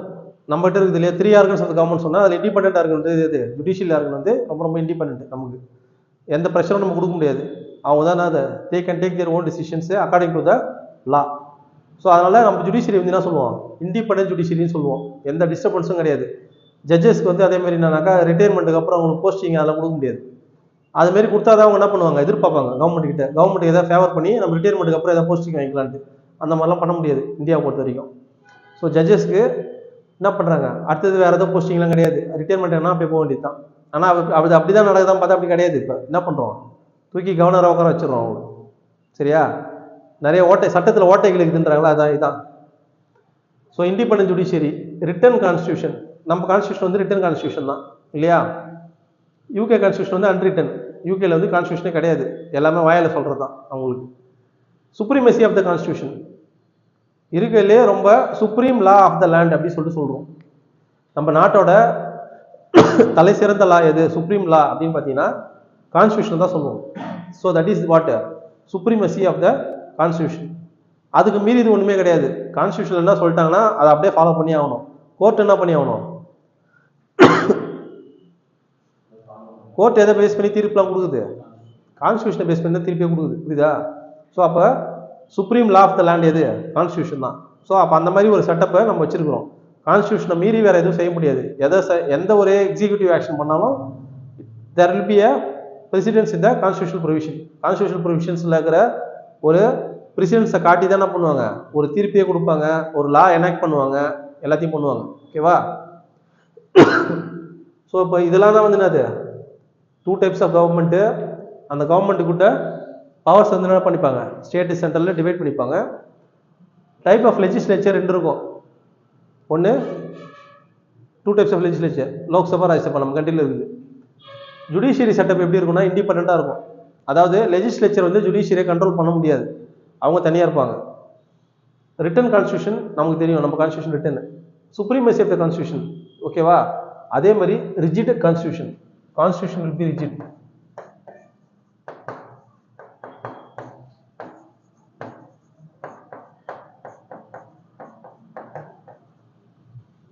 இதெல்லாம் தான் ஃபெடரல் கவர்மெண்ட்டுக்கான ஃபீச்சர்ஸ். இதை படிச்சிங்க, இதை படிச்சு ஞாபகம் வச்சுக்கணும் நீங்கள். அடுத்து யுனைட்ரி பார்க்க போகிறோம். ஏன்னா நம்ம கான்ஸ்டியூஷனில் ரெண்டு பார்ட் இருக்குது. ஒன்று ஃபெடரல் ஃபீச்சர், இன்னொன்று வந்து என்னது யுனைட்ரி ஃபீச்சர். யுனைட்ரி அப்படின்னால என்னன்னா சர்வாதிகார நாடு சொல்லுவாங்களே, சர்வாதிகார நாடு. இப்போ இடியம் இல்லை இருந்தார் இல்லையா சர்வாதிகாரி, அந்த மாதிரி நாட்டில் என்ன இருக்கும், இந்த ஃபீச்சர்ஸ்லாம் இருக்கும். மக்கள் அப்போ தான் கண்ட்ரோல் பண்ண முடியும். அவங்க சொல்கிறது சர்வாதிகாரின்னா என்னது, எல்லா பவர்ஸும் ஒரு ஹேண்டில் இருக்கும், சிங்கிள் ஹேண்டில் இருக்கும். அவர் என்ன சொல்கிறாரோ அதான் லா. கான்ஸ்டியூஷன் அதெல்லாம் வேலைக்கு ஆகுது, அவர் தான் சுப்ரீம் பவர். ஸோ அதான் வந்து என்னது யுனைட்ரி ஃபார்ம் ஆஃப் கவர்மெண்ட். ஓகேவா? நம்ம வந்து டெமோக்ரஸி, மக்களால் தேர்ந்தெடுக்கப்பட்ட கவர்மெண்ட் அப்படி சொல்றோம். டெமோக்ரஸின்னு உள்ள வந்தாலே ஆட்டோமேட்டிக்காக ஃபெடரல் ஃபீச்சர்ஸ் உள்ள வந்துடும். ஏன்னா இங்கே சர்வாதிகாரன்றதே அடிபட்டுருது இல்லையா, டெமோக்ரஸியில் என்ன ஆகுது, சர்வாதிகாரமே அடிபட்டுருது. சர்வாதிகாரின்றது யாருமே கிடையாது இங்கே. அப்போ எல்லாமே நம்மகிட்ட எப்படி இருக்கும், ஒரு ஃபெடரல் ஃபீச்சர்ஸாக தான் இருக்கும். அப்படி தான் இருக்குதான்னு பார்த்தா அப்படி கிடையாது. கான்ஸ்டியூஷனில் என்ன பண்ணிக்கிறாங்க, சில நல்ல விஷயங்களை செய்யறதுக்காக என்ன பண்ணிக்கிறாங்க, யுனைட்ரி ஃபார்மும் இருக்கணும். எல்லாமே ரொம்ப லிபர்ட்டி கொடுத்துட்டா மக்கள் என்ன பண்ணுவாங்க, ஒரு கண்ட்ரோலுக்கு வரமாட்டாங்க. ஸோ அப்போ மக்களை கண்ட்ரோல் பண்ணணும்னா என்ன வேணும், கொஞ்சமாவது ஒரு அடக்குமுறை அப்படின்றது ரொம்ப அளவுக்கு அதிகமாக இல்லாமல் ஒரு கண்ட்ரோல்டு ஸ்டேட்டில் வேணும்னு சொல்லிட்டு அந்த ஃபீச்சர்ஸை இன்வோக் பண்ணி வச்சிருக்கிறாங்க. அதெல்லாம் என்னன்னு பார்த்தீங்கன்னா யுனைட்ரி ஃபீச்சர்ஸில்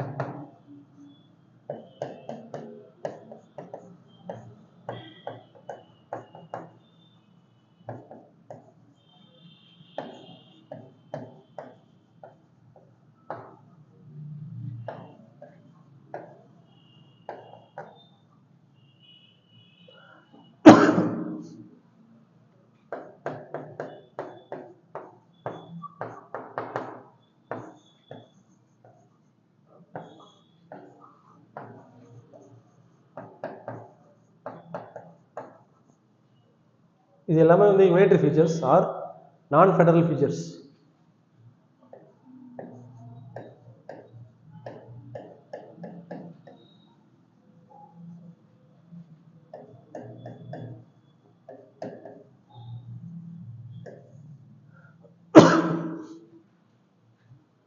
நான் federal features, centre first strong ஆகணும். நம்மகிட்ட 2 கவர்மெண்ட் இருக்குது.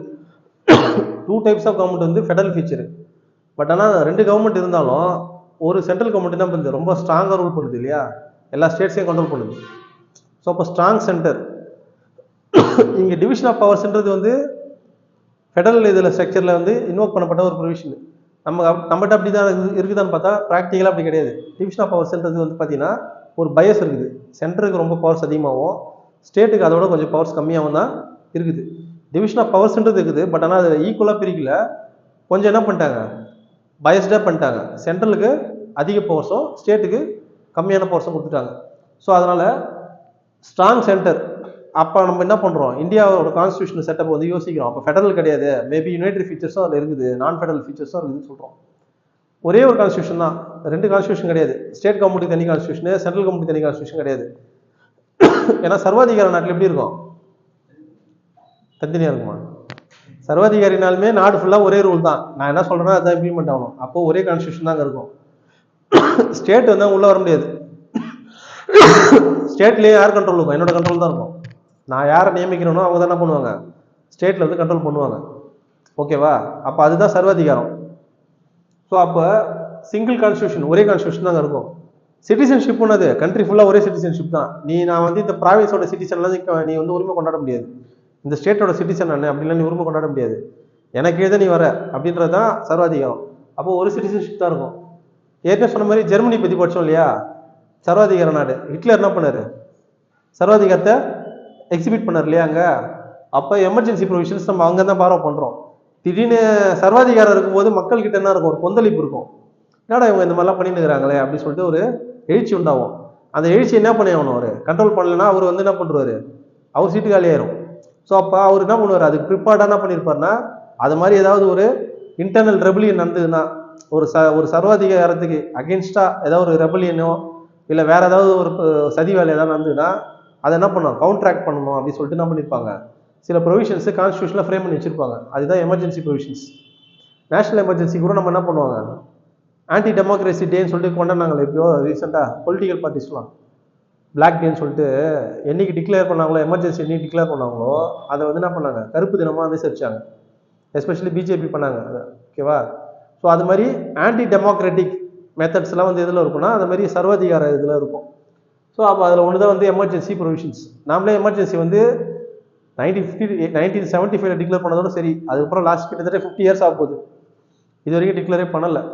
ஏன்னா it is against the democracy. Fundamental rights suspend ஆகுதுனாலே அது என்னது, it is against the democracy. So அதனால் அது வந்து ரொம்ப காஷியஸாக தான் இம்ப்ளிமெண்ட் பண்ணணும். எக்ஸ்ட்ரீம் ஸ்டேஜில் என்ன பண்ணுவோம், there is no other resort, வேறு வழியே கிடையாது அப்படின்னா மட்டும்தான் அதை இம்ப்ளிமெண்ட் பண்ணி ஆகணும். Because it is against the concept of democracy. நம்ம கண்ட்ரியே வந்து டெமோக்ராட்டிக் கண்ட்ரி இல்லையா? அதனால் அப்போ எமர்ஜென்சி ப்ரொவிஷன்ஸ் எங்கே இருக்கும், டெமோக்ரஸி இல்லாத ஒரு கண்ட்ரியில் தான் அங்கே ப்ரொவிஷன்ஸே இருக்கும். ஸோ அது வந்து it's a non federal feature. Integrated judiciary. Integrated ஜுடிஷியரினா நல்லா தெரிஞ்சுக்கோங்க, ஸ்டேட் கவர்மெண்ட் சில லா எனாக்ட் பண்ணுது, சென்ட்ரல் கவர்மெண்ட் சில லா எனாக்ட் பண்ணுது, 2 கவர்மெண்ட் என்ன பண்ணுது, லா எனாக்ட் பண்ணுது. ஆனால் நம்ம ஊரில் சென்ட்ரல் கவர்மெண்ட் லாவே என்ன பண்ணுவாங்க, டிஸ்ட்ரிக்ட் கோர்ட்டில் யாரோ ஒருத்தவங்க அதை எதிர்த்து மனு தாக்கல் பண்ணாங்கன்னா விசாரிப்பாங்க. ஸ்டேட் கவர்மெண்ட்டுக்கு அகேன்ஸ்டாக ஒருத்தர் எனக்கு இந்த லா பிடிக்கல, ஸ்டேட் கவர்மெண்ட் போட்ட லா எனக்கு பிடிக்கல, நான் அதனால கேஸ் போடுறேன் அப்படின்னு போட்டால் டேரெக்டாக he can approach what, supreme கோர்ட்டை டேரெக்டாக அப்ரோச் பண்ணலாம். சரியா? அப்போது ஜுடிஷியல் செட்டப் இன்டெகிரேட்டடாக இருக்குது. எந்த லாக்கு வேணால் எந்த கோர்ட்டுக்கு வேணால் நீங்கள் என்ன பண்ணலாம், டேரெக்டாக போகலாம். நீங்கள் ஸ்டேட் கவர்மெண்ட் லாக்கு ஸ்டேட் கோர்ட்டு தான் போகணும், ஹை கோர்ட்டுக்கு மட்டும் தான் போகணும், சுப்ரீம் கோர்ட்டுக்கு போகக்கூடாது அப்படின்லாம் கிடையாது. அதேமாரி சென்ட்ரல் கவர்மெண்ட் லாவா நீங்கள் டேரெக்டாக சுப்ரீம் கோர்ட்டில் தான் வந்து கேஸ் ஃபைல் பண்ணணும், ஸ்டேட் கவர்மெண்ட்டில் ஹை கோர்ட்டில் கேஸ் போட முடியாது அப்படிலாம் கிடையாது. எந்த நபர் எந்த கவர்மெண்ட்டோடைய லானாலையும் ஆக்ட்னாலையும் பாதிக்கப்பட்டால் என்னோட தனிநபர் உரிமை இல்லை என்னோட ஃபண்டமெண்டல் ரைட் இதனால் பாதிக்கப்படுதுன்னு சொல்லிட்டு என்ன பண்ணலாம், he can represent it before the court of law, whatever it may be, either it is a supreme court or it is a high court. அதான் ஜுடிஷியல் வந்து அது இன்டெகிரேட்டடாக இருக்குது, எந்த கோர்ட்டை வேணால் யார் வேணால் அப்ரோச் பண்ணலாம். இது பார்த்தாச்சு, எமர்ஜென்சி பார்த்தாச்சு, சிங்கிள் ஸ்ட்ராங் சென்டர் ஓகே பார்த்தாச்சு. ஏன்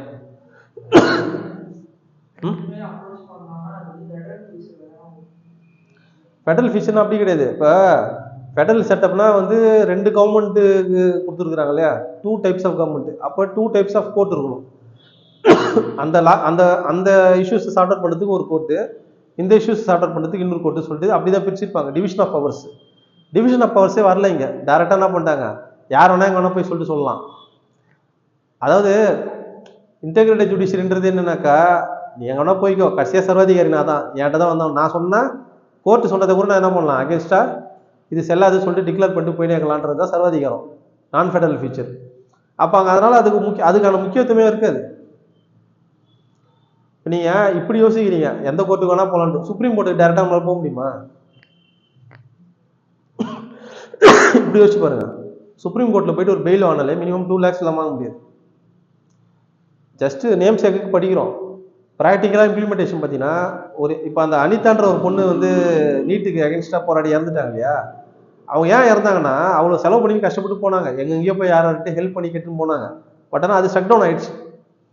அவ்வளோ நான் சொல்கிறேன், ஒரு பாம்பர மக்கள் சுப்ரீம் கோர்ட் போகணுன்னா it is not easy task. நம்ம தெரிஞ்சுக்கணும்.